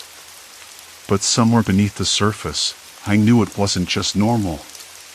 The train slowed as we approached the next station. People stood up, shuffled toward the doors. I wanted to get off, to run, but I was frozen, caught between disbelief and something darker, a creeping sense that I was being watched more closely than I ever had been, maybe since I was a child. The stranger stood as well. "You'll see more," he said quietly, "if you don't want to." And then he stepped off the train, disappearing into the crowd on the platform. I sat there, the cold window pressing against my cheek, the photo still glowing softly in my hand. The city moved around me, indifferent, but something inside had shifted. I wasn't alone anymore. Not really. Not ever. The train doors slid shut behind him with a dull thud that echoed in my ears longer than it should have. The subway car rattled forward, the lights flickering briefly overhead, casting long shadows on the scratched plastic seats. I sat motionless, my fingers still curled around the now cold photo, the stranger's words replaying like a broken record in my mind. "You left traces." What traces? How? The station slipped away beneath the train as I tried to make sense of it all. I wasn't used to feeling this exposed, like my entire past had been laid bare by someone I'd never met. It wasn't just the details about my childhood, things no one but me or my family should know, but the way he said it, like he'd been watching me for years. It made my skin crawl. I pulled out my phone again, the screen illuminating my face in the dim car. No messages, no calls, no alerts except the usual notifications I ignore daily. But I couldn't shake the feeling that something was off. I ran my thumb over the screen surface, the glass cool but somehow slippery beneath my touch. Was it possible someone had access to this device? To my digital life? The subway car emptied as it approached the next stop.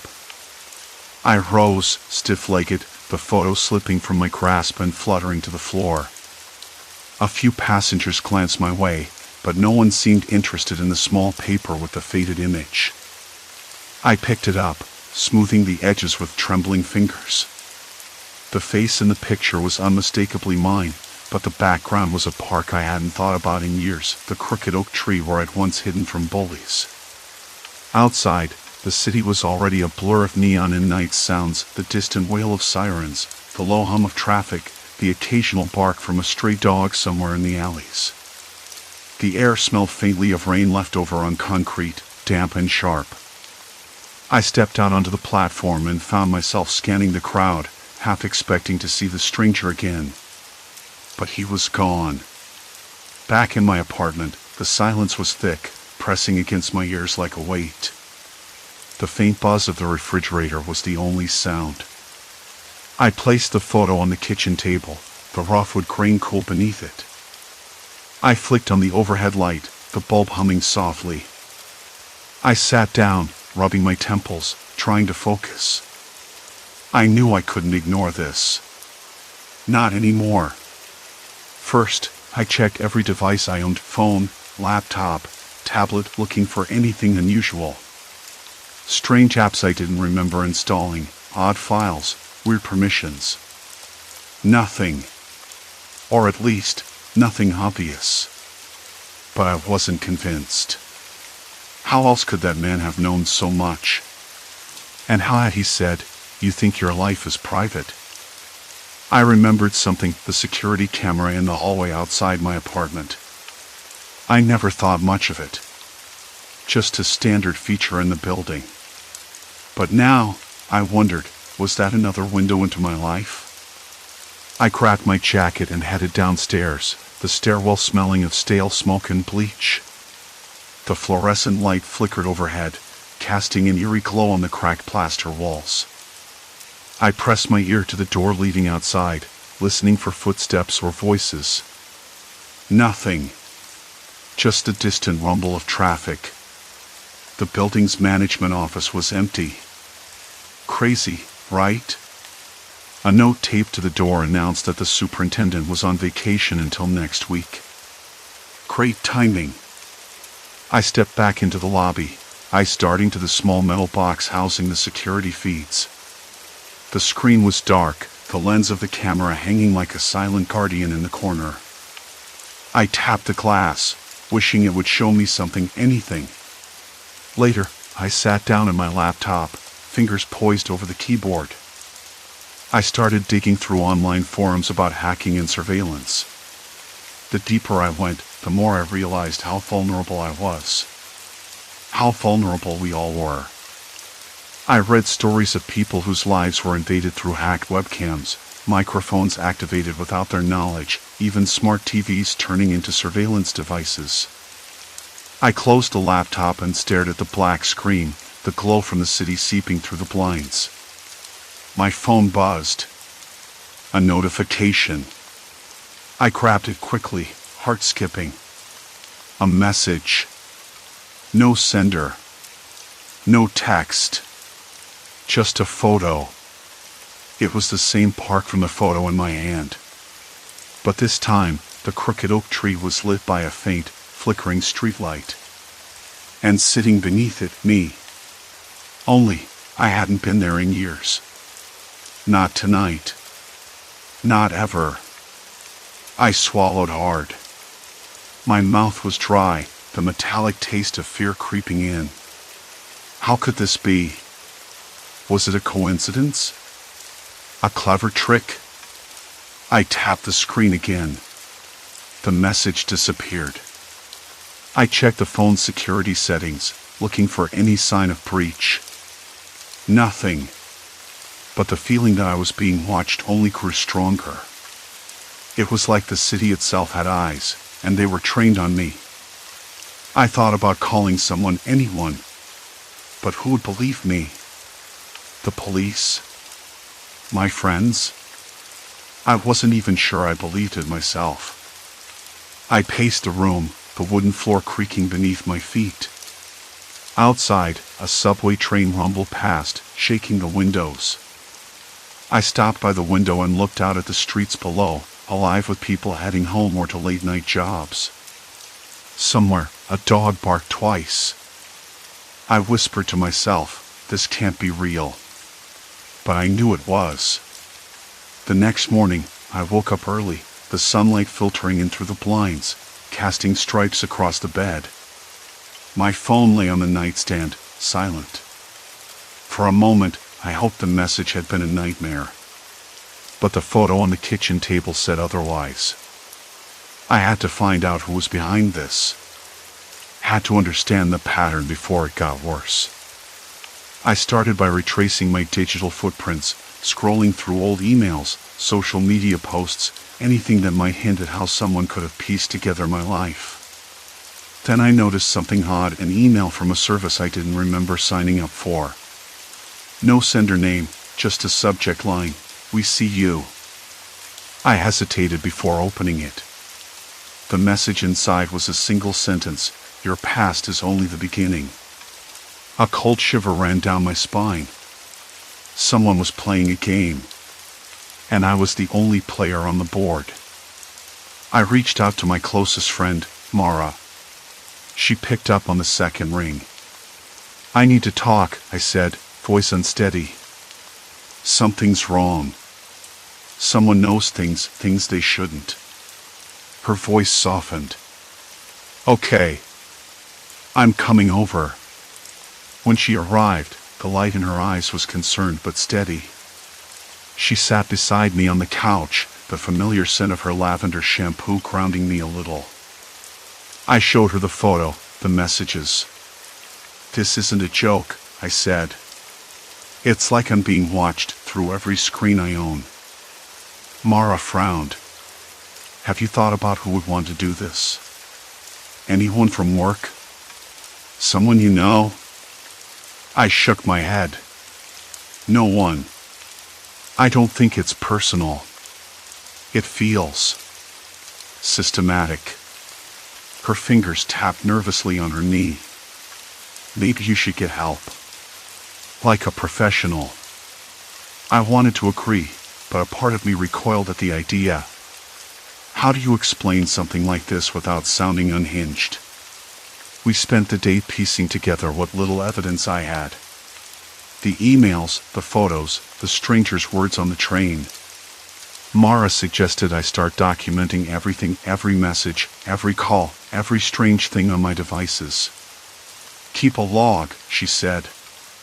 "If this is someone watching, the more you know, the better your chances." That night, I set up an old laptop disconnected from the internet, a place to jot down notes without risk of hacking. I recorded the time and details of every weird occurrence. The message from the unknown email. The photo on my phone. The stranger's voice on the subway. As I typed, a sudden noise made me freeze, a soft tapping at the window. I whipped around. Nothing. Just the faint rustle of the wind shaking the blinds. I tried to tell myself it was nothing. Maybe a branch. Maybe my imagination. But when I glanced back at the screen, the cursor blinked, and the words "I'm closer than you think" appeared. I didn't type that. My hand shook so badly I nearly dropped the laptop. The room was suddenly too cold.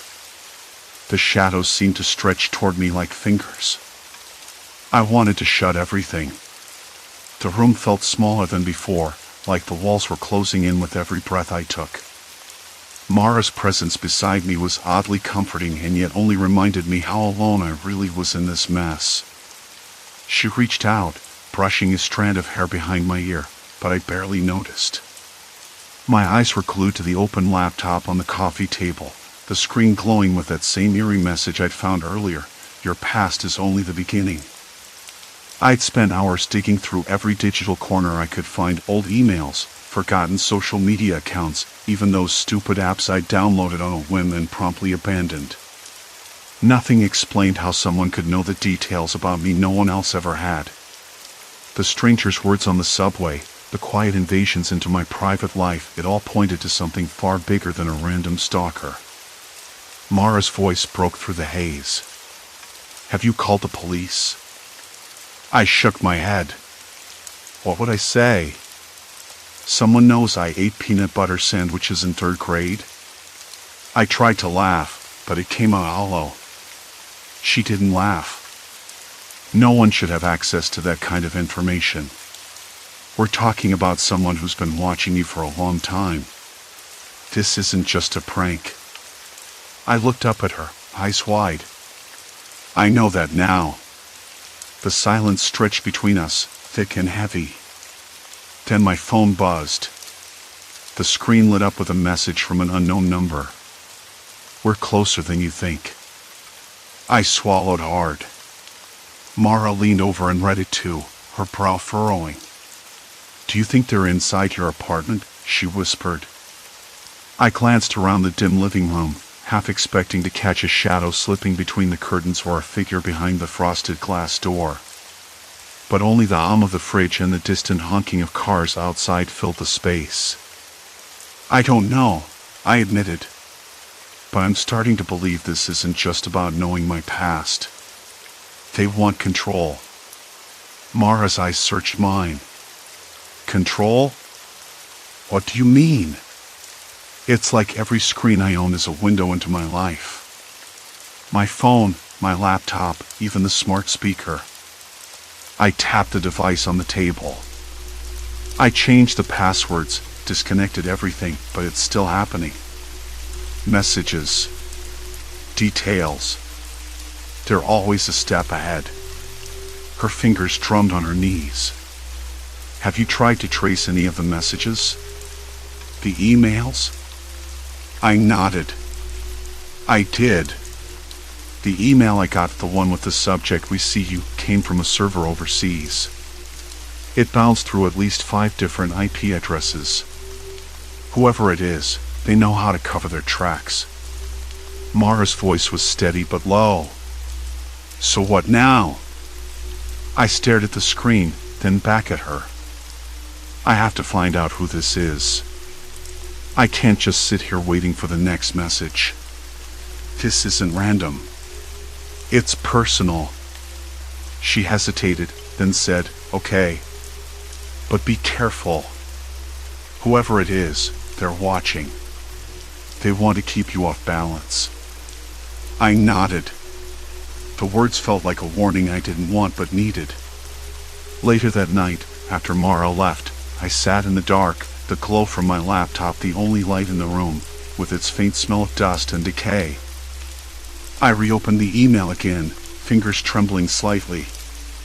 That single sentence, "Your past is only the beginning," echoed in my mind. What if it wasn't just a threat? What if they had a reason for this? Something I had no clue about? I started typing a search query that felt more like a prayer. How to find out if someone is spying on your devices. The results were a mess of paranoid forums, tech blogs, and cybersecurity tips. One guide caught my eye, something about advanced persistent threats, where hackers infiltrate personal devices to gather extensive information over time, slowly building a profile to manipulate their target. My stomach twisted. This wasn't just some creep with a grudge. It was methodical. Calculated. I ran through the list of every place I'd ever shared personal info online. That old blog I'd abandoned years ago. The online forums where I had once vented about my family. The social media accounts I'd barely touched in months. All of it was a breadcrumb trail. Then it hit me, what if the stranger on the subway wasn't a random person? What if they were someone who had been in my life before? Someone who had kept tabs all this time? I shook the thought away. No. That couldn't be right. Or could it? The next morning, I walked to the coffee shop down the block to clear my head. The air was crisp, carrying the scent of rain and roasted coffee beans. Inside, the barista smiled as I ordered, the familiar clink of ceramic cups a small comfort. But even here, my eyes flicked nervously to the corners of the room, the windows, the screens on the walls. Was I being watched now? Was there a camera hidden somewhere in plain sight? I pulled out my phone, scrolling through messages again. No new notes. No new threats. But the feeling didn't leave me. Like the calm before a storm. At home, I tried to disconnect entirely, turned off every device, unplugged the router, even covered the windows. The silence was deafening. I paced the living room, the rough carpet scratching my bare feet. Every creak in the building sounded amplified. Then, my old landline rang. The shrill tone sliced through the quiet like an item. My hands froze on my hips. No one called that number anymore. I let it ring out. It rang again. I stared at the phone, heart hammering. The third time, I picked up. Hello? A voice, calm but cold, whispered, "You can't run." The line clicked dead. I dropped the receiver as if it burned me. The room spun. My breath caught in my throat. The past, the messages, the watching, it all closed in like a noose tightening. I sank to the floor, hands pressed to my ears, trying to shut it all out. But the silence didn't help. It was louder than any noise. I realized then that this wasn't something I could escape by shutting off devices or changing routines. Whoever was behind this had already taken control. I was no longer just a victim of surveillance, I was a prisoner in my own life. And the worst part? I had no idea how to break free. Outside, the city carried on, oblivious to the nightmare unfolding in a single, small apartment. The rain started tapping against the window pane, soft at first, then with growing insistence. I looked at the darkened screens, powerless. The game was on, and I was trapped. No turning back now. The silence was suffocating. The room felt smaller with every breath I took, walls pressing in like they could lean closer if I dared to move. I sat on the edge of the couch, the fabric rough against my bare arms, and stared at the blank TV screen. No power. No signal. Yet, somewhere deep inside, a nagging itch told me it wasn't truly off. Not really. I couldn't stop replaying the stranger's words on the subway. How could they have known about the scar on my knee from that summer bike crash? The way my mother used to hum to herself while washing dishes, the smell of lemon soap and old wood. Details I hadn't shared in years, not with anyone. Not even my closest friends. Yet I heard every one of them spoken aloud. As if I were standing naked beneath a spotlight. I tried to convince myself it was a coincidence, some elaborate trick of memory. But the cold knot in my stomach refused to loosen. Someone was inside my life, watching, waiting. I was no longer the observer, I was the observed. My phone buzzed suddenly on the coffee table, sharp against the quiet. I jumped and nearly knocked it to the floor. The screen flashed with a new message, no contact name, no number, just 4 words, "Look outside your window." Outside. The rain had stopped earlier, leaving the night air damp and sharp. I hesitated, heart hammering against ribs like it wanted out. I stood slowly, every step heavy with dread, and edged toward the window. The street was empty save for a single figure standing beneath the flickering street lamp. Their back was turned, I had pulled tight, but even in the half-light, their presence felt deliberate, focused. I blinked. Then they moved just a step, enough to catch the dim light that cast long, dancing shadows on something reflective in their hand. My breath caught. Not a tool, No. Something smaller. A phone? A camera? It didn't matter. The message was clear. They wanted me to see, to know they were close. I backed away, heart racing, palms slick against the cold glass. The street lamp flickered again, casting long shadows that stretched like fingers toward my window. I shut the curtains fast, the fabric thick and heavy in my hands, but the image burned in my mind. I paced the room, trying to think, trying to plan. Every instinct screamed to run, to call someone, anyone. But I didn't have anyone. Not really. And who would believe this? A stranger with too much information and no explanation. The phone buzzed again. Another message, turn on your camera. No way. No. I stared at the screen, trembling. Could I?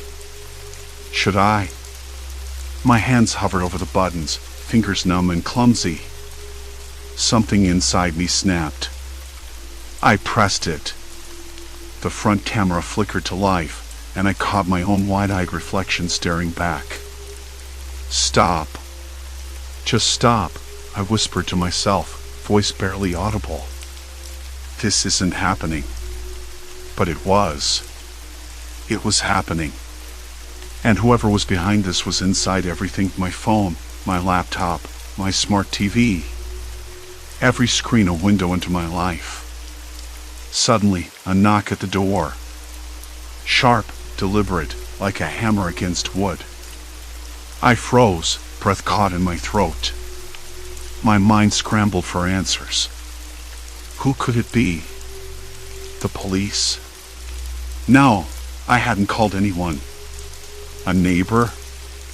Unlikely this late and in the rain. The stranger? Could they have come inside? I crept to the peephole and peered out. Nothing. Empty hallway, dimly lit, silent. Hello? I called softly, voice trembling. No answer. Just the distant hum of the building settling. I exhaled slowly, relief washing over me, but only briefly. The knock came again. Louder this time. I backed away, heart in my throat. Something was very wrong. The air tasted metallic, sharp with fear and adrenaline. I swallowed hard. Then my phone buzzed once more. A new message, this one different, no text, just a video attachment. Hand shaking, I opened it. The screen filled with grainy footage of my apartment. The camera angle was unmistakable. From the living room, pointed directly at me. I spun around, eyes darting. No camera. No sign of any device. The video continued. Footsteps echoed faintly in the background. Then the door to my bedroom creaked open, slow and deliberate. My breath hitched. Whoever was filming was inside. Watching. I dropped the phone onto the couch, heart pounding so loudly I was sure it would burst through my chest. The building was silent again, but I couldn't shake the feeling of eyes on me. I moved toward the bedroom doorway, every nerve screaming to run, but curiosity and fear rooted me in place. The door was ajar, just like in the video. I pushed it open fully. Empty. The room looked untouched, my clothes folded on the chair, my laptop closed on the desk. But then I noticed it. A small, folded piece of paper resting on the bed. I picked it up, fingers trembling. Written in neat, precise handwriting were 4 words. I am here. The lights flickered, then went out completely, plunging the room into darkness. The silence returned, thicker than before. I was now alone. Not by a long shot. And now, I had no idea what to do next. The room stayed black for what felt like an eternity, but was probably closer to a minute. The note was still there on the bedspread, its message clear and chilling. I am here. My hands trembled as I folded it carefully, not wanting to tear the paper but desperate to get rid of it, to erase it from this room like it hadn't ever existed. I stuffed it deep into my pocket. I wanted to run. I wanted to slam the door shut behind me and never come back. But something, maybe stubbornness, maybe fear itself, kept me rooted. I needed answers. I needed to understand who had invaded my life like this, who had been watching me through every screen, every camera, every device I owned. A stranger who knew my childhood secrets, my fears, my routines. Someone who had turned my life into a book I couldn't close. I pulled my phone from the couch, fingers still shaky. The screen lit up with the same video I had seen earlier, my apartment, the doorway, the note on the bed. It was looping, like a twisted slideshow of my own paranoia. I stared at it, searching for a clue, an imperfection, a sign of who was behind this. Nothing. I tried calling the police again, but the line dropped before anyone answered. My service provider sent me a text. Your account has been temporarily suspended due to unusual activity. Of course it had. Whoever was doing this had thought of everything. I sat back on the couch, the cold fabric pressing against my skin. The room felt smaller now, the walls closing in like they were watching me too. The familiar hum of the refrigerator, the ticking of the clock on the wall, even the distant honk of cars, everything seemed amplified, like the city was holding its breath alongside me. Sleep was impossible. I kept glancing at the door, at the windows, imagining shadows moving just beyond my sight. I thought about the subway ride, the stranger who had spoken my childhood aloud like a script. What else did they know? How long had they been watching? By dawn, I realized I hadn't moved from the couch. My phone buzzed once more, a message appearing that made my stomach twist. Why run? You're safer here. The sender was blocked, but the words felt like a cold finger tracing my spine. Safer? How could this be safe?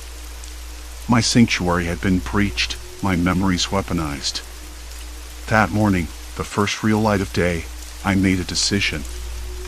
I couldn't stay trapped in my own home, a prisoner to this invisible stalker. I needed to reclaim something, anything that was mine. Privacy, control, peace. I packed a small bag, some clothes, my laptop, though now I wasn't sure it was safe, and a notebook. I scribbled down everything I could remember from the strange encounters, every detail about the stranger, the videos, the notes. Maybe it would help, maybe it wouldn't. But I had to try. I left the apartment with the door locked behind me, but the sensation of eyes on my back followed me down the hallway. The elevator dinged, and a family waiting inside glanced at me briefly before looking away. The city was waking up, indifferent to my unraveling. Outside, the air was crisp, the smell of damp pavement and roasting coffee drifting from the corner cafe. I walked without a destination, the notebook heavy in my hand. The normal sounds of life, dogs barking, wheels rolling on asphalt, snippets of conversation, felt like a fragile shield against the chaos inside my head. I found myself at the library, a place I hadn't visited in years. It smelled of old paper and polish, a quiet refuge from the digital world that had become my tormentor. I settled at a table near a window, the sunlight warming my shoulders. For the first time in days, I felt a flicker of calm. I started researching surveillance, stalking, data breaches, anything that could explain how someone could invade my life so thoroughly. The more I read, the clearer it became. I wasn't alone. There were others, victims of similar invasions, their lives shattered by unseen watchers who used technology as their tool. But knowing I wasn't alone didn't fix the hole the stranger had torn in my sense of security. The question remained, why me? Why had they chosen to unravel my life thread by thread? Later that day, I called my sister. We hadn't spoken much in years, the distance between us filled with unspoken resentment and old wounds. But now, I needed her. I needed a tether. Her voice, warm and hesitant, cracked through the line. "You sound like you've been through hell." I swallowed hard, the weight of everything threatening to choke me. "I think someone's been watching me. Watching everything. And they know things. Things no one else knows." There was silence on the other end. "Then, we'll figure it out. Together." It was the first genuine promise I'd had in a long while. That night, back in my apartment, I took a deep breath and deleted every app one didn't absolutely need. I changed every password, set up two-factor authentication, and disabled every camera and microphone I could find. But even then, I knew it wasn't enough. The threat wasn't just about technology. It was about control, about power over my mind and memories. I started keeping a journal, writing down every strange message, every uneasy feeling. It was messy, disorganized, but it gave me a way to fight back, to reclaim my story from the stranger's twisted narration. Days turned into weeks. The messages stopped. The videos vanished. The notes disappeared. The silence was no longer suffocating but tentative, like a breath held just before a storm. I didn't know if the person behind it had given up, or if they were simply waiting. The thought made my skin crawl. Yet, in the quiet, I learned to live again. I walked the streets without looking over my shoulder every few steps. I talked to strangers without suspicion. I even started going back to the subway, though I avoided the car where it had started. My childhood memories, once weaponized, began to feel like my own again, flawed and fragile but untouchable by anyone else. I understood that some parts of life could never be completely safe. That fear, once planted, could grow roots that tangled around your soul. But I also realized I could still choose how to live with that fear. How to stand tall, even when the darkness pressed close. The stranger's words haunted me less with time, becoming echoes instead of commands. And in those echoes, I found something unexpected, a warning, yes, but also a kind of clarity. Life was no longer a closed book, but an open one I could write in myself. I wouldn't let them write the ending.